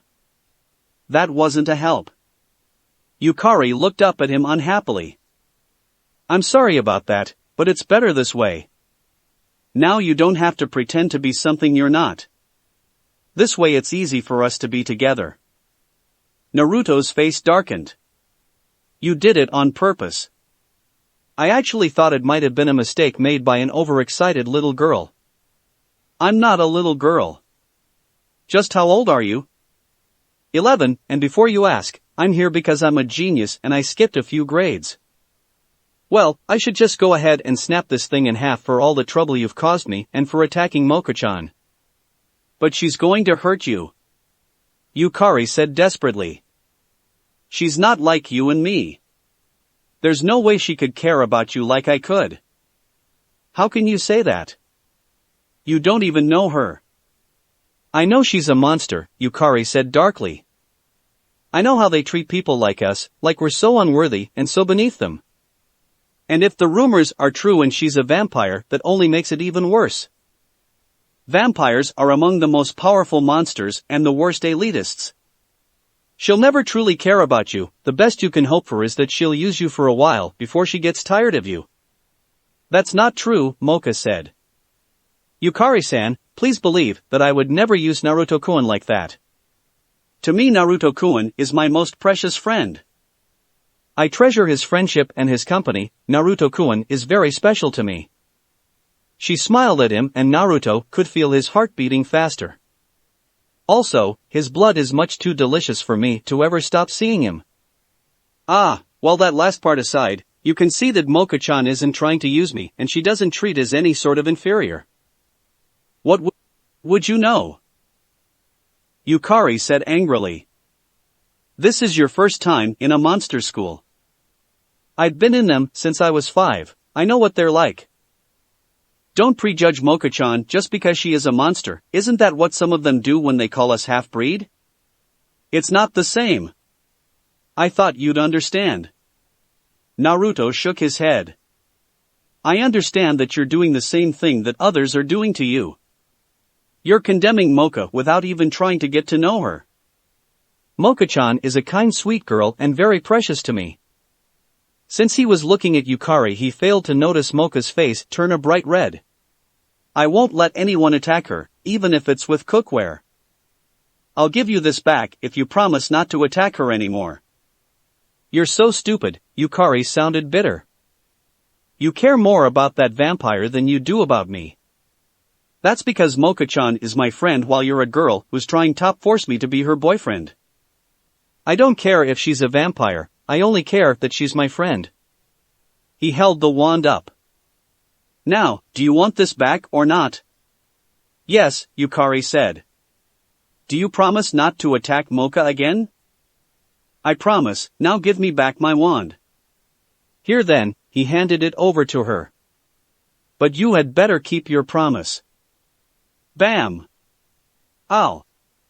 Naruto rubbed the top of his head as he watched Yukari run away. I never said I wouldn't hurt you, you big jerk. Yukari quickly fled from sight. Are you all right? Mocha asked. I'll live. Do you think you were a little hard on her? He looked at Mocha in surprise. She outed me as a ninja for her own selfish reasons, and then she attacked you just because you're a vampire. How should I have treated her? She didn't attack me because I'm a vampire, she attacked me because she thought I was standing in her way. And that's better? She's trying to keep me from being with you. Naruto-kun, that girl has probably been treated as an outcast since she was 5. She's probably very lonely and is just desperate to have a friend. Witches are a rare breed, and before meeting you I had never heard of ninjas. Except maybe for her family, you may be the only person she has ever met who is like her. Do you really blame her for going a little overboard trying to make you like her? You said it yourself, Naruto-kun, she spoke quietly. It's terrible being all alone. Yukari ran as fast as she could while trying to hold back her tears. Idiot, idiot, idiot, why did I think he would understand? He's just a fool. He'll probably end up being that vampire's pet. I'm glad he doesn't like me, it's fine. She reached up to wipe away her tears. I'm used to being alone. Running and wiping her eyes, she ran into someone. She stumbled and the wand fell from her grasp. Hey! Watch where you're going. A tall dark-haired boy hissed. I'm very sorry. Yukari reached to get her wand, but another boy grabbed it instead. Hey, give that back. What are you doing in that ridiculous outfit? The first boy asked. You're supposed to wear the school uniform just like everyone else. What do you think, you're too good to follow the rules like the rest of us? A third boy asked. Stupid half-breed probably does think the rules don't apply to her. A fourth boy said. Yukari suddenly found herself surrounded by 4 angry boys who were a lot bigger than she was. It's nothing like that, she explained. I just think I look cute this way. Well, I think you look like an ugly witch. The original boy said. Yukari tried to hide the fact she was afraid. She knew no one would put their neck out to help someone like her. And without her wand, she was just an ordinary 11-year-old human girl. Please just give me my wand. The boy with the wand handed it to the first boy. You mean this wand? Sure, I'll give it back to you. He held it out over his head in front of her. All you have to do is just take it. She was being humiliated and there was nothing she could do about it. Things never changed. From behind there was a blur as a figure leapt up and over him and snatched the wand from his hand. Naruto landed on his feet next to Yukari and handed her back her wand. "Here you go." "Who are you?" the first boy demanded to know. "He's another damn half-breed like the witch," one of the other boys said. "Actually, I'm a ninja, and I'm also," he put a hand on Yukari's shoulder. "Yukari's friend, if you're going to mess with her you'll be messing with me too." "And with me." Mocha stepped between two of the boys and also put a hand on Yukari's other shoulder. The first boy stared uncomprehendingly at Mocha. You're not a half-breed like these two. Why are you siding with them?" "I will always stand up for and protect the people who are my friends. And even if they were strangers, what you are doing here is wrong. It doesn't take any courage to bully someone who is weaker than you." The boy looked angry, but he could see a crowd gathering around him and his friends. People might stand by to watch a couple half-breeds get beaten, but there would be a riot if he touched the Academy beauty. He looked at his friends. "Let's go, the smell here is starting to make me sick." As the four boys left, Yukari turned gratefully to Naruto and Mocha. I thought you didn't like me." "Well," Naruto said. "To be honest, I don't like people trying to force things on me, but I do know what it's like to be all alone. It can make you do desperate things." He smiled down at her. "Now I'm afraid I can't be your boyfriend, but I can be your friend. You don't have to be alone anymore. And I would also like to be your friend Yukari-san," Mocha said. "I've also known what it's like to be alone, and I would never let anyone suffer that." You really mean all that?" Both of them nodded. "Naruto, I am very sorry for the trouble I've caused you, and I promise that from now on I'll always try to help you in any way I can." "I'm very glad to hear that." Yukari looked up at Mocha. "I'm very sorry for all the mean things I said about you, I take them all back." "That's all right," Mocha said. And also, she suddenly leapt up and glomped onto her chest, her hands clinging tightly to Mocha's breasts. "I love you." "What?" A stunned Naruto could only stare, unable to move. Mocha cried out and began flailing her arms about as Yukari continued to hang on. "I love you and I love Naruto. Let's move in together and share one big bed." That was way too much and poor Naruto immediately passed out. After finally convincing Yukari that no one would be sharing anyone's bed, the three of them had gone to dinner at a dorm cafeteria. Need it even be mentioned that Mocha once again turned Naruto's neck into a juice box? The three of them sat together and talked for a while, getting to know each other. Unfortunately, even though it was only the first day of class, they had been loaded down with homework. Naruto turned down Yukari's kind offer to do it for him and he headed back to his room. "Well, this has sure been an interesting day. I'm glad it's over." He opened the door to his room and switched on the light. "Hello darling, I'm so glad we can finally be alone." Naruto froze. There, lying on his sleeping mat, was the beautiful and buxom Kurumu. And she was wearing nothing but a sheer black teddy and some black lace panties. The teddy was so thin he had no trouble at all seeing the shape of what was hidden underneath. "I can see her boobies." His poor teenage mind screamed. He was completely stunned and didn't know what to do. So, he said the first thing that popped into his mind. "I really like your boobs." "No. I did not just say that." Somehow, he was sure that if he'd said something like that to Mocha he'd have gotten slapped. If he'd said it to her vampire form, he probably would have gotten stomped into jelly. Kurumu immediately sat up and laughed. "Yahoo, I knew you would." She began to shake her chest back and forth for his pleasure. As much as he was enjoying what he was seeing, Naruto shut his eyes for a moment and tried to get his raging hormones under control. He was after all a 15-year-old boy, which meant that hormones made up roughly half his body weight. How did you get in here?" "I thought girls weren't allowed past the ground floor." "I flew in through the window." She nodded to her school uniform that was neatly folded by the bed. Now why don't you come here and sit next to me, darling? He opened his eyes again. Using all the discipline he'd learned from Irika, he managed to gain a little self-control. Ah, what are you doing here? She smiled and stretched her back a bit. Isn't it obvious? I've decided not to fool around. This is the ultimate succubus seduction technique. You should feel honored. It usually wouldn't take more than a glance for me to make you mine. But you resisted my charm, so I was required to take more drastic measures. What does this ultimate technique involve? She laughed and began running a hand along her creamy thigh. About what you'd expect, what you'd hope for, I'm going to give you my body. Give me your body? He immediately slammed his hands together. Kai. She stared at him. What are you doing? Seeing nothing had changed, he grinned at her sheepishly. Ah, sorry, I thought this might be a genjutsu. What's a genjutsu? Ah, it's an illusion. I've never even had a date or kissed a girl. So, to have a beautiful girl just show up in my room offering me, well, I figured it couldn't be real. Smiling, she licked her lips. Well, lucky you, it's real. We'll spend the whole night making love.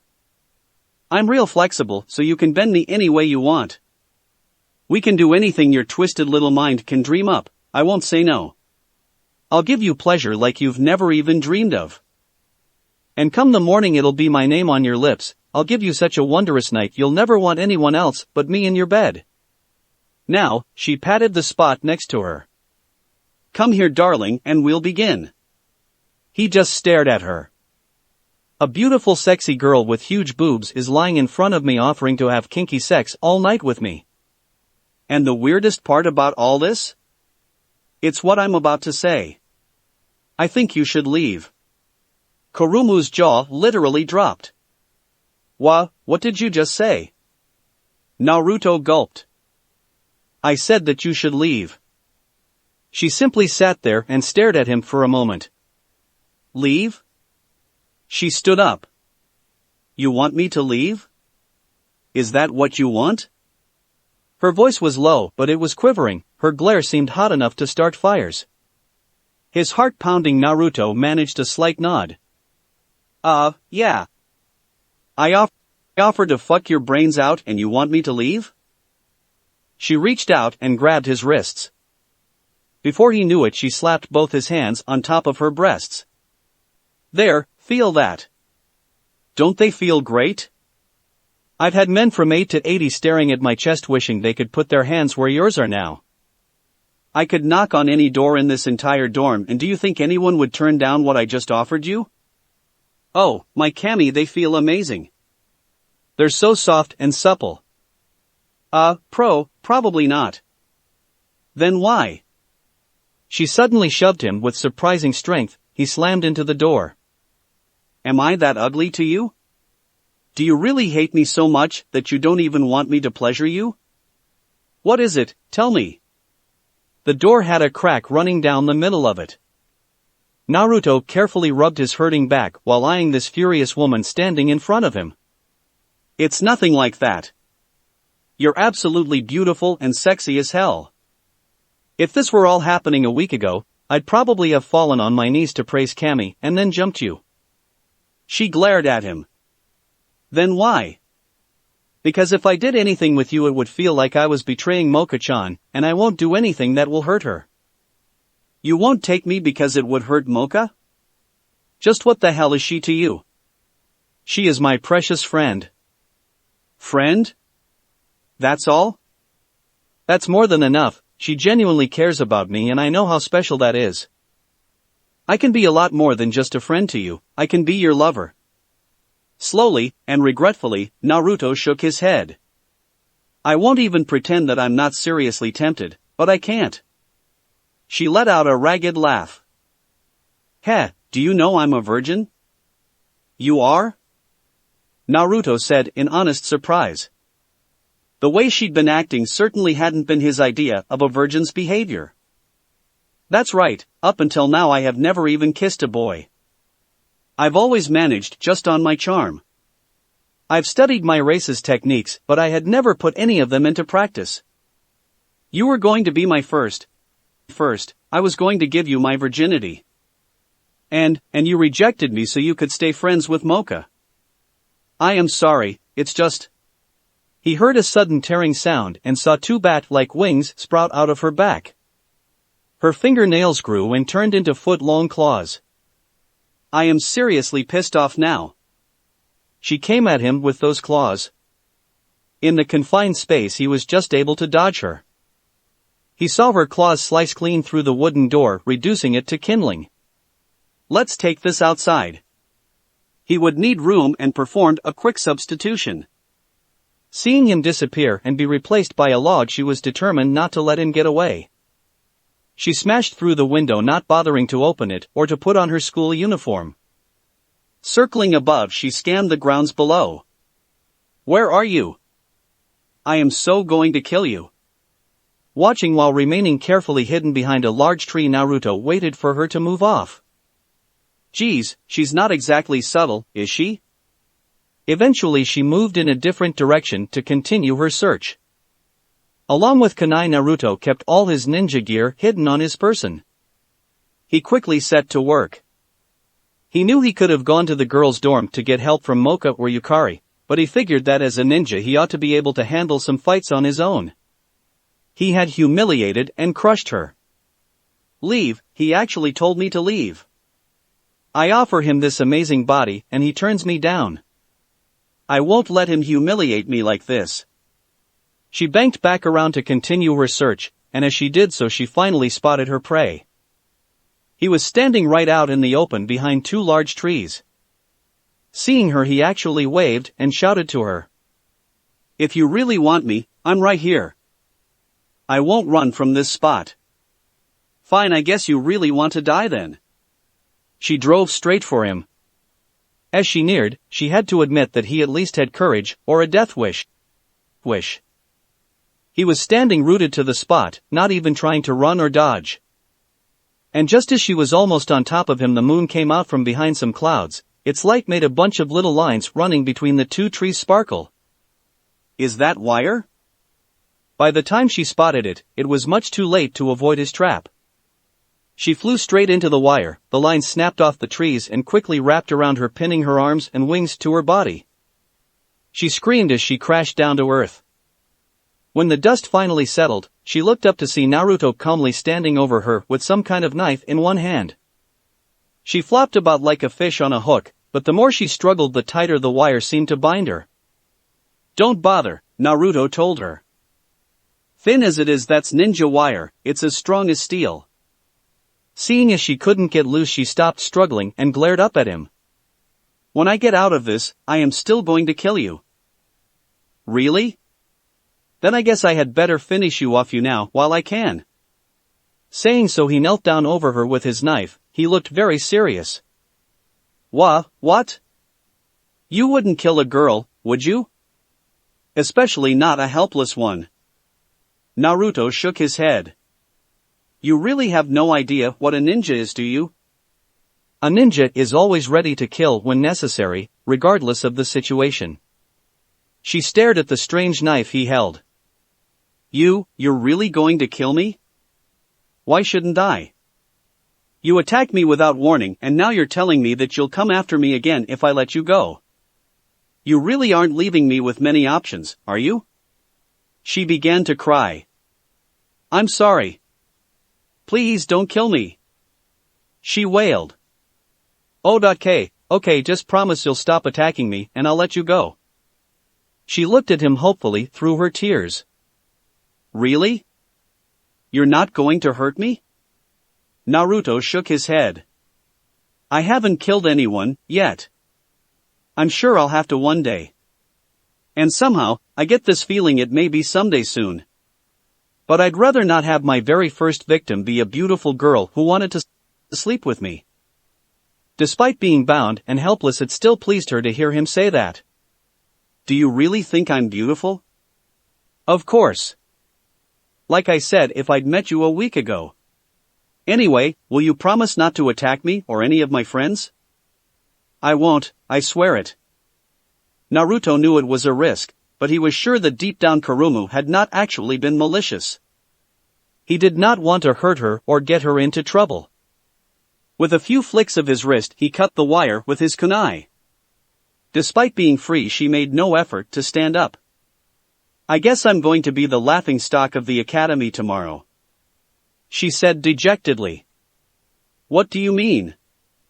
I'm a succubus, I'm supposed to be irresistible to men. When everyone hears about how you rejected me, I'll be a joke. Why would they find out? We're the only ones who know what happened and I won't say anything. She looked at him in sudden hope and surprise. But don't you want to tell everyone about this? Nope, I promise I won't tell anyone. I won't do anything that hurts you. I actually believe him.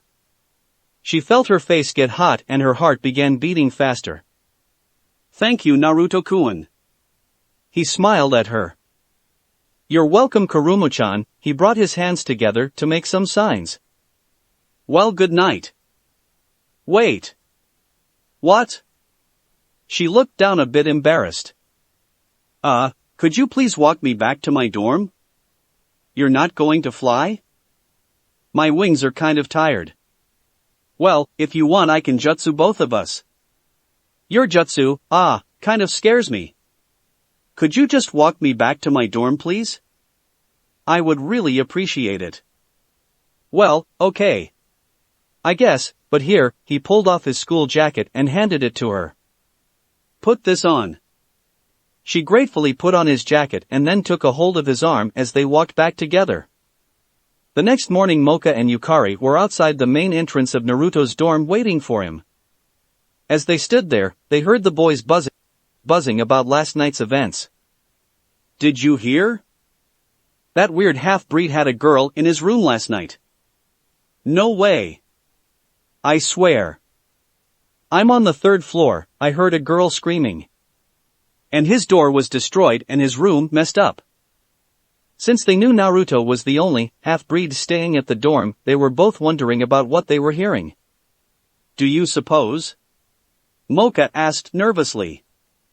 No way. Yukari said firmly. Naruto would never have a girl in his room, unless it were us. Before long Naruto finally appeared. He was looking a bit different this morning. His school jacket was missing and along with his backpack for his books he had a small plastic bag. Good morning. Mocha chirped happily. Good morning, Yukari greeted. Good morning, Naruto returned. Together they set out for the academy. Naruto-kun, Mocha asked curiously. Where is your jacket? Oh, I had to loan it to someone. Really, who? Good morning, Naruto-kun. A girl's voice sang out. Three of them looked up to see Kurumu approaching them. She handed him a jacket. I wanted to return this, I cleaned it for you. Thank you for lending it to me. No problem. Taking and putting his jacket on, he handed her the plastic bag he was carrying. Here are the clothes you left in my room. Nani? Mocha thought but was too stunned to say anything. Arigato, Kurumu held out a plate to him. I made some cookies, would you like to eat them with me? Thanks, he took one. Chocolate chip, my favorite. Kurumu laughed happily. Yahoo, I'll make them for you whenever you want, Naruto-kun. Please think of it as a way to say thank you for not hurting me when you had me tied up and helpless. Tied up and helpless? Mocha's face was going red as she imagined various scenarios. You know, Naruto-kun, there is something very important you should know. I have an important mission I must perform on behalf of my race. We succubus must go through a great many men in order to find our destined one. The one we will spend our lives with and have a family with. She began to blush heavily. After last night, I've decided it's you. What? He began to cough as he choked on a cookie. So, when do you want to get married? Kurumu asked happily. Bam! Ow! Kurumu rubbed the top of her head after having a pot fall on it. Naruto-kun would never want a big-breasted sa like you. Yukari said angrily he's going to marry Mocha and then eventually when I'm older they'll invite me into their bed and the three of us will be very happy. Right, Naruto-kun? Didn't we talk about this yesterday? There is no way. Mocha suddenly grabbed his arm. Naruto-kun, what is this girl to you? What exactly happened last night? Well, you see. After taking Yukari's wand and tossing it, Kurumu grabbed his other arm, pressing her breasts eagerly against it. Darling, would you prefer a big fancy wedding or an intimate little ceremony? Because I am fine with either. Let go of him, Naruto-kun is mine. Mocha said desperately. Naruto, please say something. He glanced down at his wrist watch. Will you look at the time? I've got to go. Hey! Don't! Despite having the two girls hanging onto him, he managed to slip loose just long enough to perform a couple hand signs and disappear, a log, poofing into his place. The two girls looked glumly at one another. Does he do that a lot? Kurumu asked. I'm afraid so. Mocha said. Chapter 5, Club Activities. Though it took quite a lot of explaining, Naruto was eventually able to convince a relieved Mocha that despite the circumstances nothing had happened between him and Kurumu. With that, the following 2 weeks began to settle into a comfortable routine. Can I? Mocha asked. Naruto sighed. Sure. With that, she eagerly bit down on his neck. About 30 seconds later she let go, obviously looking content. That is so good. Your blood is better than any gourmet meal. Naruto began to rub the bruise on his neck. I'm glad you like it. With that, she took a hold of his arm and the two of them began heading towards school arm in arm.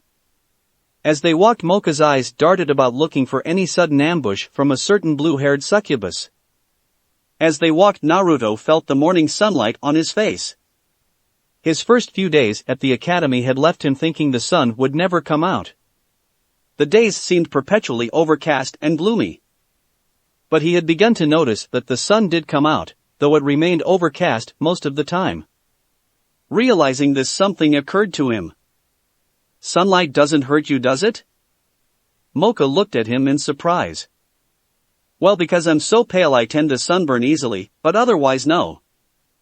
I just realized that you're not really much like the vampires I've read about.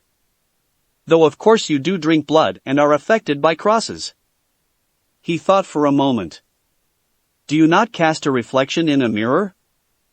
She gave an amused smile. That's silly, how could I put my makeup on without a mirror? Does garlic repel you? She made a face. I have a very strong sense of smell, so I don't like it much. Would a stake through your heart kill you? Wouldn't that kill anyone? Can you turn into a bat? She just laughed.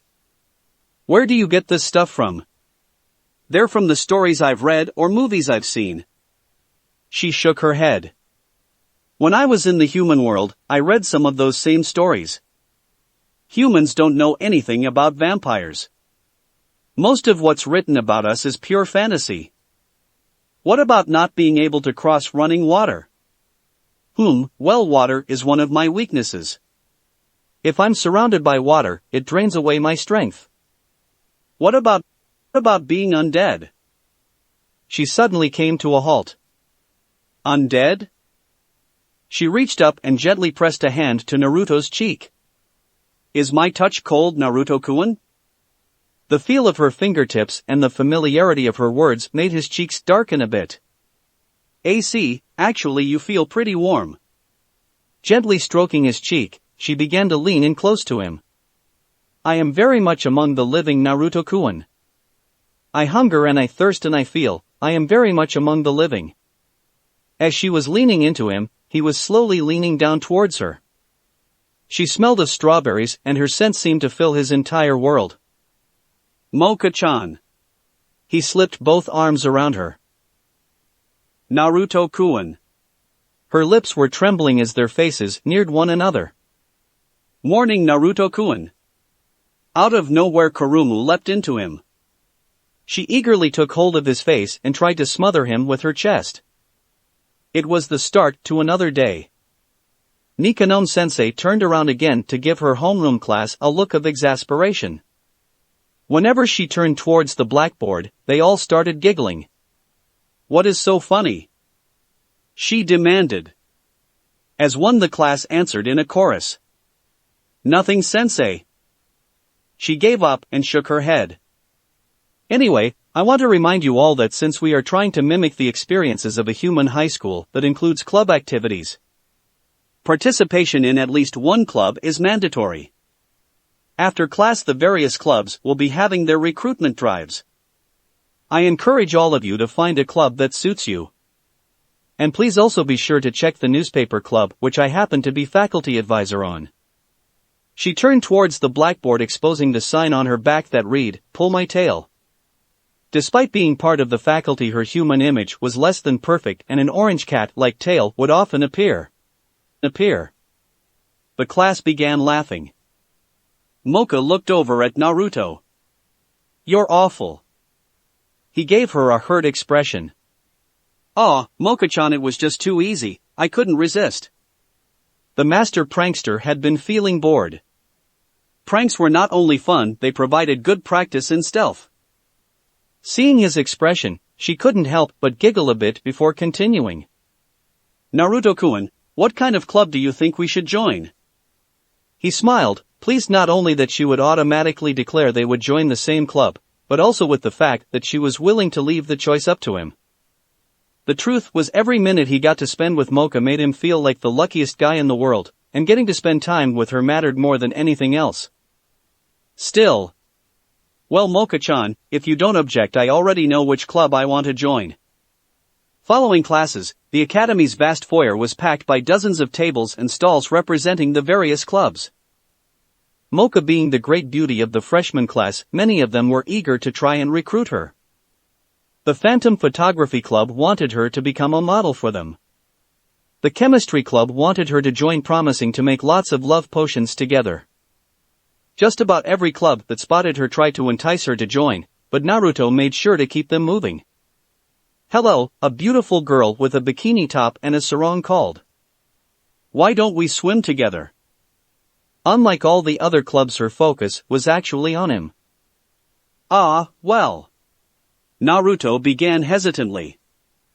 No, Mocha said, and this time she was the one to lead them away. When they were out of earshot, she turned to Naruto apologetically. I'm sorry, but I can't join the swim club. Naruto nodded. She had told him that water was a weakness for her. Not a problem, this is the club I wanted to join. He brought them to a table with two men sitting there. You want to join the martial arts club? You bet. He said eagerly. When my sensei was still living with me, he taught me all the basics of the ninja fighting style called taijutsu. But when he left, I didn't have anyone to train or spar with, so I wound up taking lessons in all different fighting styles. Tokyo has a lot of different martial arts schools, so it wasn't hard. I am a black belt in karate, and I have also studied judo, taekwondo, savate, and boxing. The two men sitting at the table were both wearing white taekwondo martial arts uniforms. One was a pretty big fellow who had an eye patch and a crazy hairstyle. He had a black belt. His much smaller companion had an unhappy look on his face and a brown belt. A black belt? The large one with the eye patch said. Is that true, or are you just trying to impress the lady? Naruto frowned at him. I wouldn't make something like that up. The fellow smiled at him. Well, we'll find out soon enough. If you join the martial arts club, the very first thing you'll do is fight me so I can gauge your ability and assign you your position within the club. I should warn you though, we take our training very seriously. Sounds good to me. Naruto said. I want to join too. Mocha said. Me too. Kurumu said, popping out of nowhere. Oh, and me, I want to join. Yukari suddenly appeared. The second fellow at the table suddenly began to smile. We're going to have girls in our club. The larger fellow gave him an amused look. Take it easy, Taro. He then looked at the women. Have any of you had any training in any of the fighting forms? All three shook their heads. Yukari relied solely on magic and so had never learned how to fight.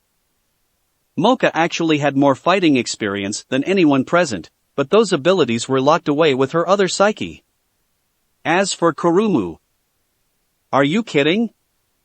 Do you think I'd ever have to fight with a body like this? She bounced up and down a little. I see your point. Taro said happily. The other fellow shook his head slightly. My name is Zaraki Kenpachi, you can refer to me as Kenpachi-senpai. I am the leader of the martial arts club and you ladies are welcome to join so long as you understand you'll be expected to work hard on developing your fighting skills. We study the human fighting arts in order to be better able to defend ourselves when we must be in human form, as well as to improve our fighting ability when in our true form. If any of you plan on joining just to take it easy, you can forget it. Ours is a demanding club and I won't put up with slackers. Don't worry, we'll definitely be able to handle whatever you can dish out. Naruto said excitedly. He loved hard training and he loved anything to do with fighting. Kenpachi and his club sounded like a dream come true. The girls were less sure, especially Kurumu and Yukari, but they all nodded. Seeing Naruto's enthusiasm, they were ready to at least try. All right then, Kenpachi said. Welcome to the martial arts club. We meet for 1 hour each day after class and for 6 hours each Saturday. Report to room 121 tomorrow after class and we'll begin your initiation. The next day the four of them came to room 121. It was a large single room that had been converted over to a dojo. The room was located near the gym and so they were able to use the locker rooms to change into their white taekwondo martial arts uniforms. There were a total of 5 members.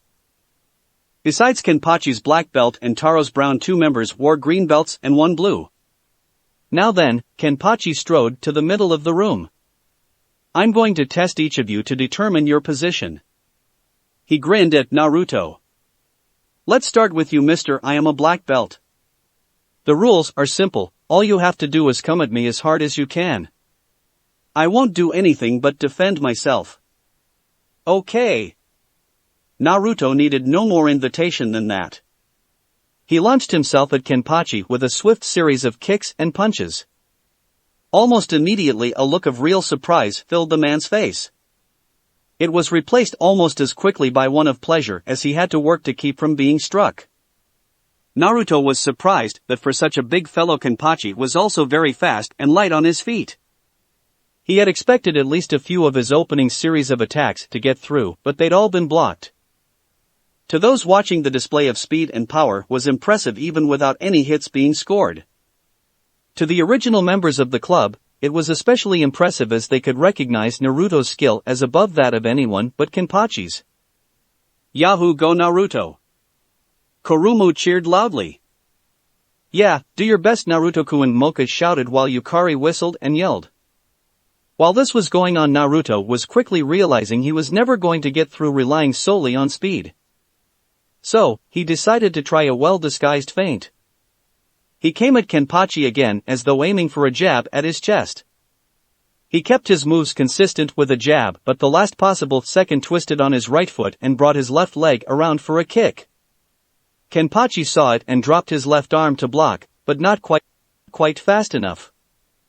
Naruto's foot landed a clean hit on his lower ribs. He wasn't sure how much of a victory it was. He felt as though he had just kicked a brick wall.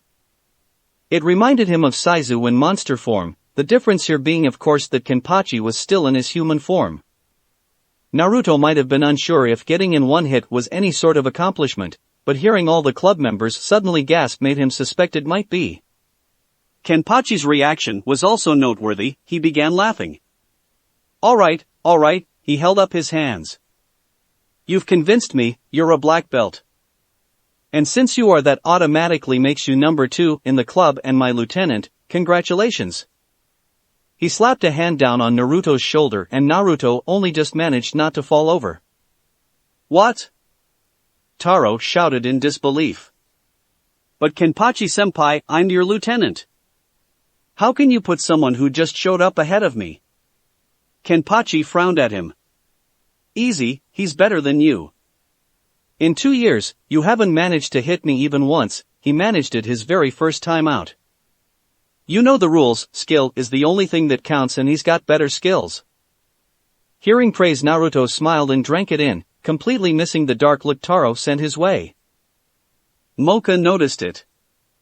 Alright, let's have the pink-haired girl go next. Mocha did her best. She attacked earnestly and with greater physical power than Naruto. But in her current form she lacked the necessary experience or ferocity to be any sort of threat. Kenpachi was not impressed and called a halt to the match after 2 minutes. Yellow belt, he declared. That's one step above untrained apprentice. Blue-haired girl, it's your turn. Yahoo prepared to face the most awesome succubus technique. She took a spot 5 feet in front of him and began doing a series of jumping jacks. Kenpachi just stared at her. What the hell are you doing, girl? This is the martial arts club, not the calisthenics club. Ha! Ha! No man can resist this powerful technique. So amazing, Taro said in a half-dazed voice. The other members murmured their agreement as none of them could look away. Kenpachi shook his head in disgust. White belt, he said. Is that good? Kurumu asked. It's the lowest possible rank reserved for the untrained, now the little girl. But... Kurumu started to argue, but a glare from Kenpachi was enough to quiet her down. Never one for confrontations, without her wand, Yukari stepped forward timidly. She just stood there, all 4.5 feet of her staring up at the near 7 feet of her opponent. Well... Are you going to attack me? I'd really rather not. Yukari admitted. Kenpachi sighed. White belt. Most of the remainder of the hour was spent going over the club rules and showing the new member a few basic exercises. Heading back to the dorms with Mocha, Naruto was in fine spirits. I'm really glad we joined them, aren't you, Mocha-chan? She answered warily. I am glad you're happy, Naruto-kun, but I don't like the way Taro-san was looking at you. Naruto shrugged. Well, I took his spot, you can't really blame him for being mad. I'm sure he'll get over it. Let's hope so, she said quietly. Along with homeroom, Naruto and Mocha shared the first and last class of the day. Mocha really liked that arrangement since it meant she could be with Naruto from the beginning of the last class through to the end of the day. So, she was a bit surprised when on the following day she spotted Naruto heading in the opposite direction as the last class was about to start. She tried to call out to him, but he didn't hear her. Naruto entered room 121 to find Taro waiting for him. What's so important that it couldn't wait until after class? Taro glared at him and Naruto immediately understood this had nothing to do with the club. Okay, let me guess, you're mad that I took your spot and you want to fight me over it? Mad doesn't begin to describe it, half-breed. I worked for 2 years to earn my place as Kenpachi-senpai's lieutenant and you just waltz in here and snatch it away from me in a day? You really think I'll let one of your kind just take what's mine? Okay, first off, I didn't set off to take anything from you or anyone else. All I'm trying to do is find my own place. I was told to fight as hard as I could and that's what I did. The skills I have were earned from years of sweat and commitment and I don't apologize for them. You arrogant piece of crap, thinking you could ever measure up to a true monster. I'll show you what all your skill is worth. His shape began to expand as his school uniform tore apart. Taro transformed into a creature that half bull half man, a minotaur. Don't the club rules require all fights to be in human form? Never mind that you're also breaking the school rules. I don't give a damn about the rules, Taro snorted. All I care about is proving to Kenpachi-senpai who truly deserves to be his second in command. Naruto took out his kunai, seeing as this was not going to just be a spar. So, let me just get this straight, you're ready to break the school rules and murder me all so you can be the number 2 man in a club with a total of 9 members? And if you kill me, it'll be down to 8. Doesn't that seem a little extreme to you? Shut up! Taro roared and charged at him with his head lowered. Good answer. Naruto quickly sidestepped and dodged, avoiding Taro just as he might have a charging bull. As he went past, Taro swiped at him with an arm. It smacked him on the back and sent him tumbling to the ground. Naruto-kun! A girl's voice shouted from the door. As he got back to his feet, he looked up to see Mocha hurrying to him. Mocha-chan, what are you doing here? When I saw you heading in this direction instead of towards class, I guessed where you were coming. Quick, pull my rosary off so I can help you, I can't remove it myself. She was surprised when instead of doing that Naruto shook his head. Mocha-chan, get out of here, I'll handle this. What? Listen to him, girl, I really like you and don't want you to be hurt along with the half-breed. He lowered his head and charged again. Naruto leapt away from her to make sure Mocha was not accidentally in danger. Taro raced towards him, aiming his 2 horns at the middle of Naruto's chest. Naruto stood his ground. At the last possible instant, he sidestepped the horns and lashed out with a kunai for his opponent's neck. The blade struck its target but did not cut. Meanwhile, Taro was able to lash out with his right arm and catch him. Naruto was sent flying into the far wall. Naruto-kun! Mocha quickly got to his side. With a slight grunt, he got back to his feet. I'm all right. Naruto-kun, let me help you. He shook his head. I can't depend on others to fight for me, Mocha-chan. I need to fight my own battles. Frowning, she grabbed his hand. I don't care about that. Before he realized it, she brought it up to her chest. His fingers entangled with the rosary, and it popped off immediately. The entire room seemed to be filled with demonic aura and power as Mocha transformed into her true vampiric form. Taro stood where he was, frozen in terror at the sight of an actual vampire. Well then, Mocha teased.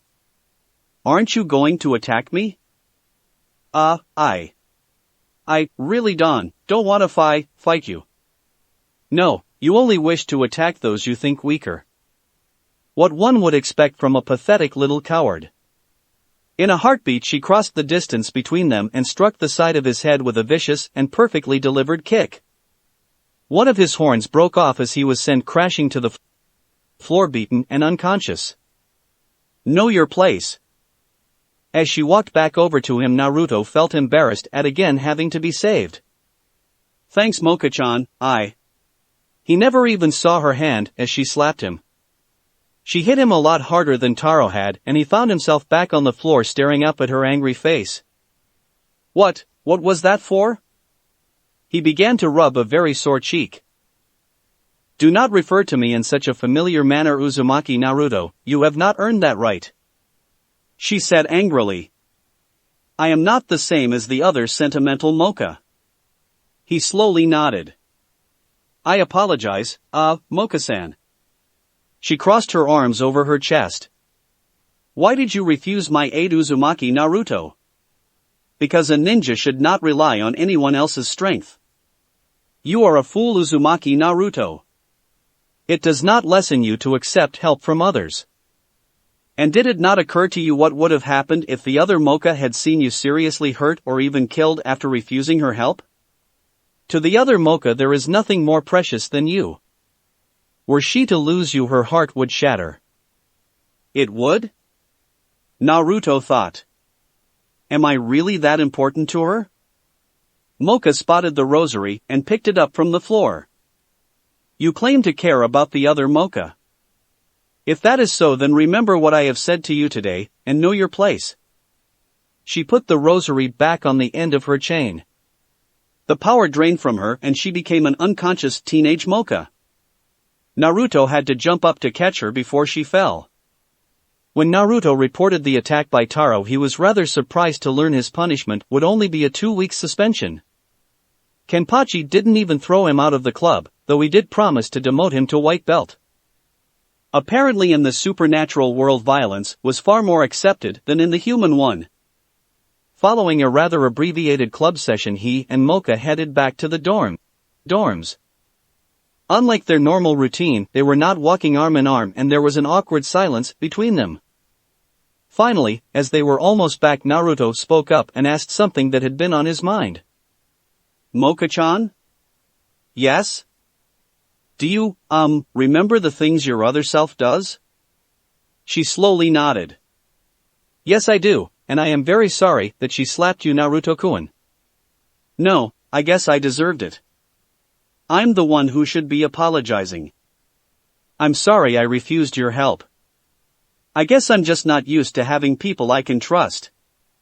She stopped and reached out to take a hold of his hand. Naruto-kun, I will always be there to help you when you need me. He gave her hand a gentle squeeze. Thanks, Mocha-chan. He hesitated for just a bit. Say, Mocha-chan, there was something I was wondering about. Before I get ready for class, I like to do some training, and it would really help me if I had a training and sparring partner. If it's not asking too much, would you like to join me? She slowly gave him a shy smile. I'd be happy to. Thank you, Mocha-chan. He carefully slipped his fingers between hers and they began to walk hand in hand. And just so you know, he said quietly, if anything ever happened to you, my heart would shatter too. Her face turned a deep red and she had to look away. But hearing him say that made her feel very, very happy. Chapter 6, A Present for Naruto. More than a few of you are eager to see the Kyuubi. Please be patient, I already have the moment of his arrival well planned, but it may take a while. I plan for this to be a pretty long and detailed story. For those of you who are Bleach fans, yes, it is that Kenpachi. He looks the same and has the same basic attitude, but is not a Shinigami. Some of you who have read some of my other stories, especially the Invitation series, know I like to toss in the names of Bleach characters. Using Kenpachi was too good pass up. He finished up his breakfast in the dorm cafeteria and headed out. Just like always, there was a small crowd of boys just outside the entrance. Just like always, as soon as he appeared, there was a joyful shout of good morning and Mocha coming over to take a hold of his arm and begin the walk to the academy.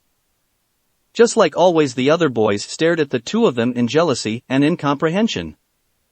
This wasn't the first time they'd gotten together this morning. They'd spent an hour together working out and sparring.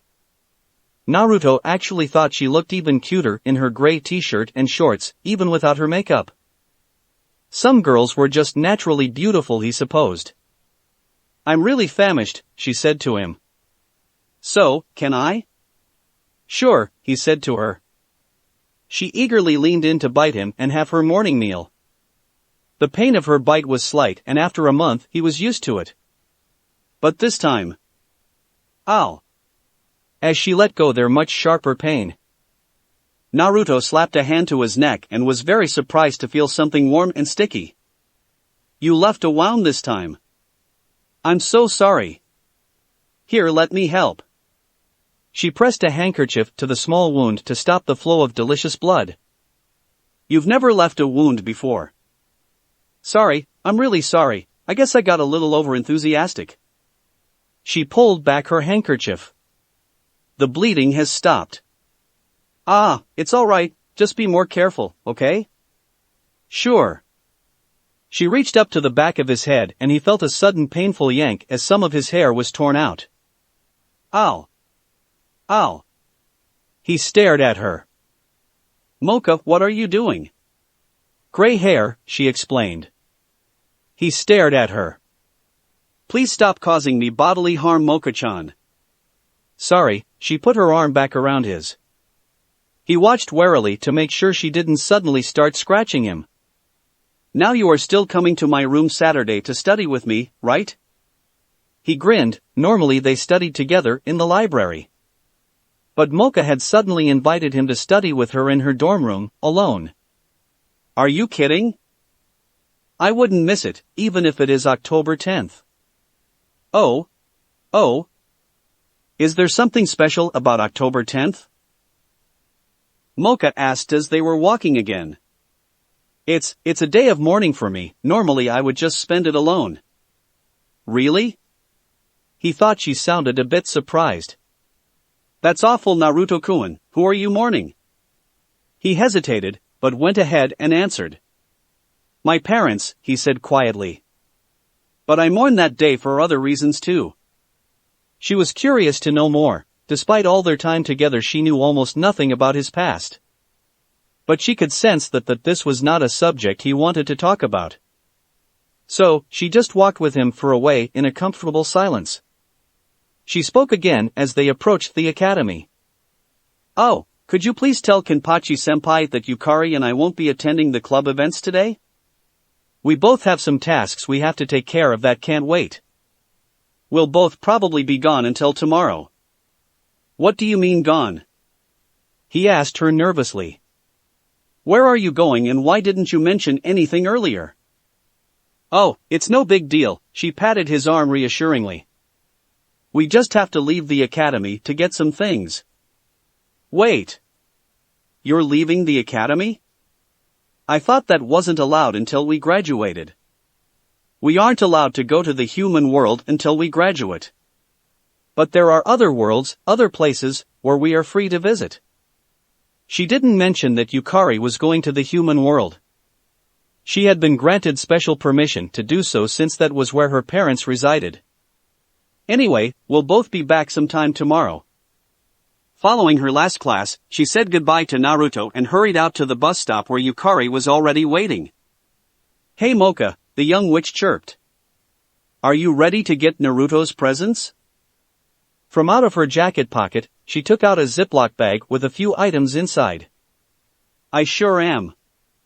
We'll give Naruto-kun the best birthday ever. 1 week earlier. Kurumu was eyeing Mocha and Yukari suspiciously. Alright Mocha, why did you invite me to your room? What is this about? Mocha smiled happily. Since Naruto considers you a friend, I just thought I'd ask you if you'd like to help us throw him a birthday party. Wait, he told you when his birthday is? Kurumu frowned. I asked him, but he wouldn't tell me. Well, he wouldn't tell me either. Mocha admitted. Then how did you find out? Kurumu asked. Actually, I took care of it. Yukari said proudly. From behind her back, she produced a manila folder with Naruto's name in the tab. You got his personnel file? She snatched it out of the little witch's hands. Give me that. She opened it up eagerly. Don't bother, Yukari told her. There's nothing in there about his family or his hometown. There wouldn't be anything about his family. Mocha said sadly. Naruto-kun is an orphan. That's too bad, Kurumu said. I would have liked to have met his parents. But at least his birthday is on here, October 10th. That's next week. I already know exactly what to get him.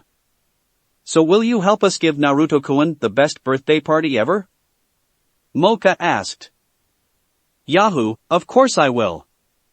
And you can leave the birthday cake and all the refreshments to me. The two other girls were both happy to agree. Well, now that we have that out of the way. Yukari produced another folder, this one with Kurumu's name on it. Tell me, water balloon girl, how did someone with so many D's even get into this academy? Hey! Give me that! No way, you top-heavy tramp! Yukari shrieked as Kurumu immediately began chasing her around Mocha's apartment. The previous day. Naruto-kun, can I ask you something? He looked at her nervously. You want some more blood? Oh no, maybe later though. Mocha said. I was just wondering, what would you wish for if you could have anything? If you were granted just one wish and it could be anything at all, what would it be? To go back in time and strangle the Kyuubi as he was being born down in hell. Of course, he wasn't about to mention the Kyuubi to anyone, especially not to Mocha. Not only was he under orders not to speak of it, but he didn't know how monsters would react to a human with a demon sealed inside of him. He certainly wasn't going to tell Mocha something that might make her hate him. Anything at all? Even if it was something impossible? She nodded. Well, I guess I'd want the same thing every orphan wants. I'd want my parents. You're an orphan, Naruto-kun? Mocha said sadly. Naruto smiled and waved it off. It's not a big deal, Mocha-chan, I accepted it a long time ago.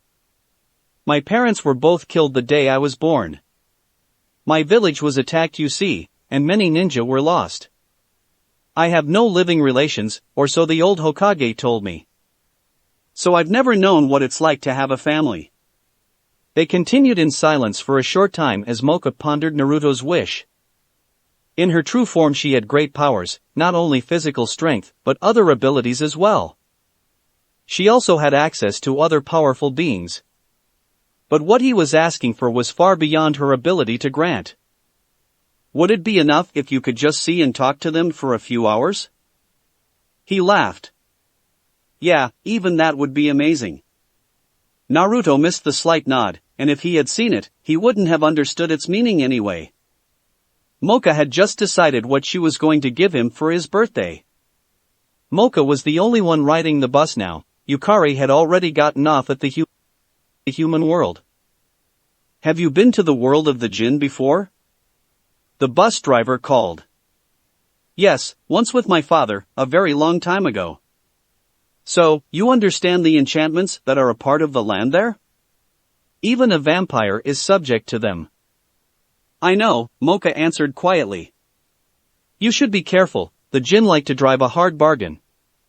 Their greed is as well known as is their ability in magic. I'll be careful.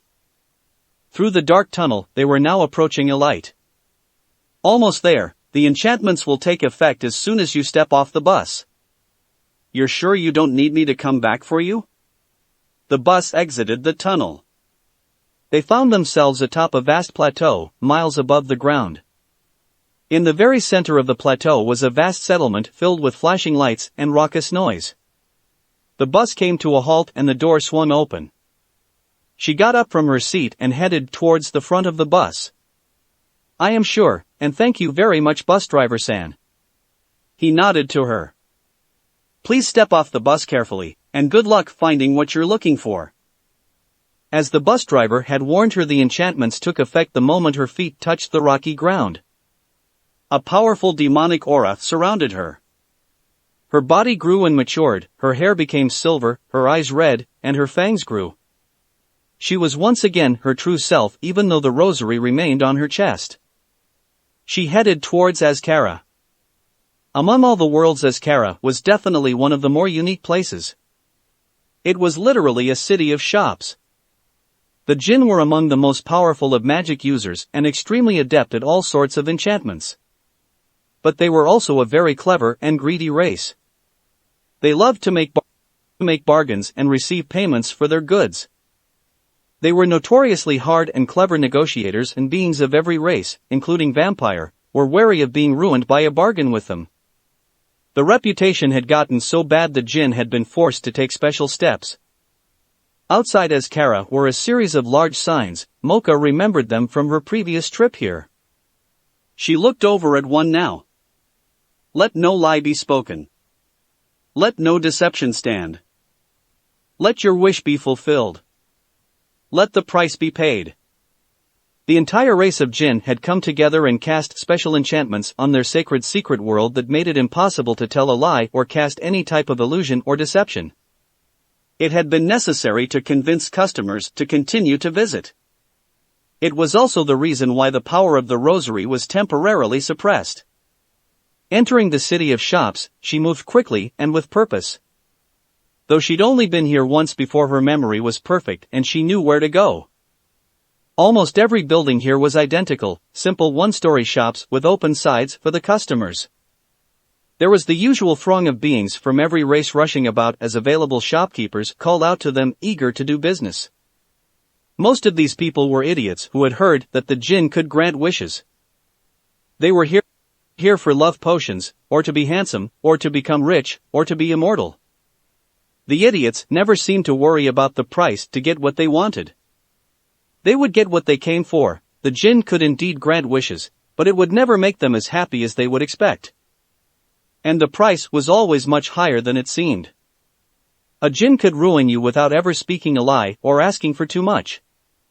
The jinn themselves were human in appearance except for their blue skins and total lack of hair. Even the women were as bald as an egg. They were materialistic and loved showing off their wealth.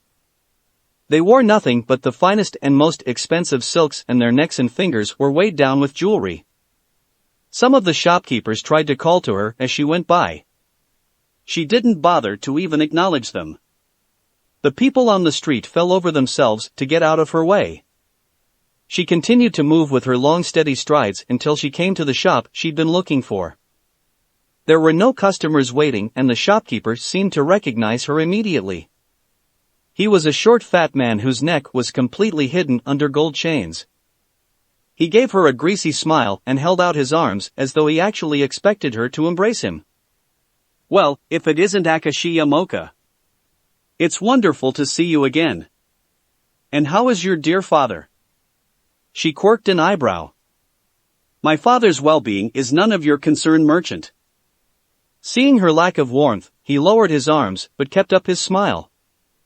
Now, no need to be hostile with poor old Melzer. Haven't I always been a good friend to your father? My father deals with you when necessary, only because compared to others of your kind you are a poor bargainer. The smile slipped. Same old Mocha, I see, as blunt as a cement block. Unlike you, I have no need to pretend to anyone's friendship. You are not a friend to my father, nor are you one to me. You are nothing but a greedy merchant. The best that can be said of you is that you are often useful. Well, I'm glad for even that much praise from you. So then, what can I do for you? I require a special potion. Mocha described what she wanted. Melzer frowned. What you want is very difficult. Not only that, but for something like this I will need to use material components from the client. She reached into her jacket and pulled out a Ziploc bag. You require blood, hair, and skin, I believe? I have already collected the necessary components. Can you manufacture what I desire? I can, though it won't be easy. I can probably have it ready within 12 hours. A wicked glint came into his eyes. Shall we negotiate the price now? Will you pay me in gold as your father does? I have no gold with me. Then how do you wish to pay? Precious gems? Magical items? Slaves? Or do you wish to trade services? Tell me, Mocha eyed some of the empty vials and jars that line some of the shop's shelves. Which of these will you use for the potion? One like this. He took a small glass vial and held it easily between thumb and forefinger. She took the vial from him. As payment, I will fill this with my blood and give it to you. He stared at her. Vampire blood had extraordinary healing and regenerative abilities. Using just a single drop as an ingredient, he could make healing potions that could cure almost anything. What she was offering him was more valuable than a truckload of gold or a stack of diamonds. Vampire blood is certainly valuable, but you're offering a tiny amount. I would think at least a pint. Do not fool with me, merchant, Mocha said coolly. We both know what I am offering you is worth dozens of these potions. If you find my offer inadequate, there are 1,000 other shopkeepers I can go to. All right, I accept your offer. Will you pay me now or upon delivery? Payment upon delivery is traditional. When I have the potion, I will provide you with my blood. Melzer tilted his head and looked at her speculatively. You know, Mocha, you didn't strike me as the type to go so far for others. Your father has certainly never been that way. Just what sort of relationship do you have with this guy? She narrowed her red eyes and stared at him dangerously. That is none of your concern, she said a bit tightly.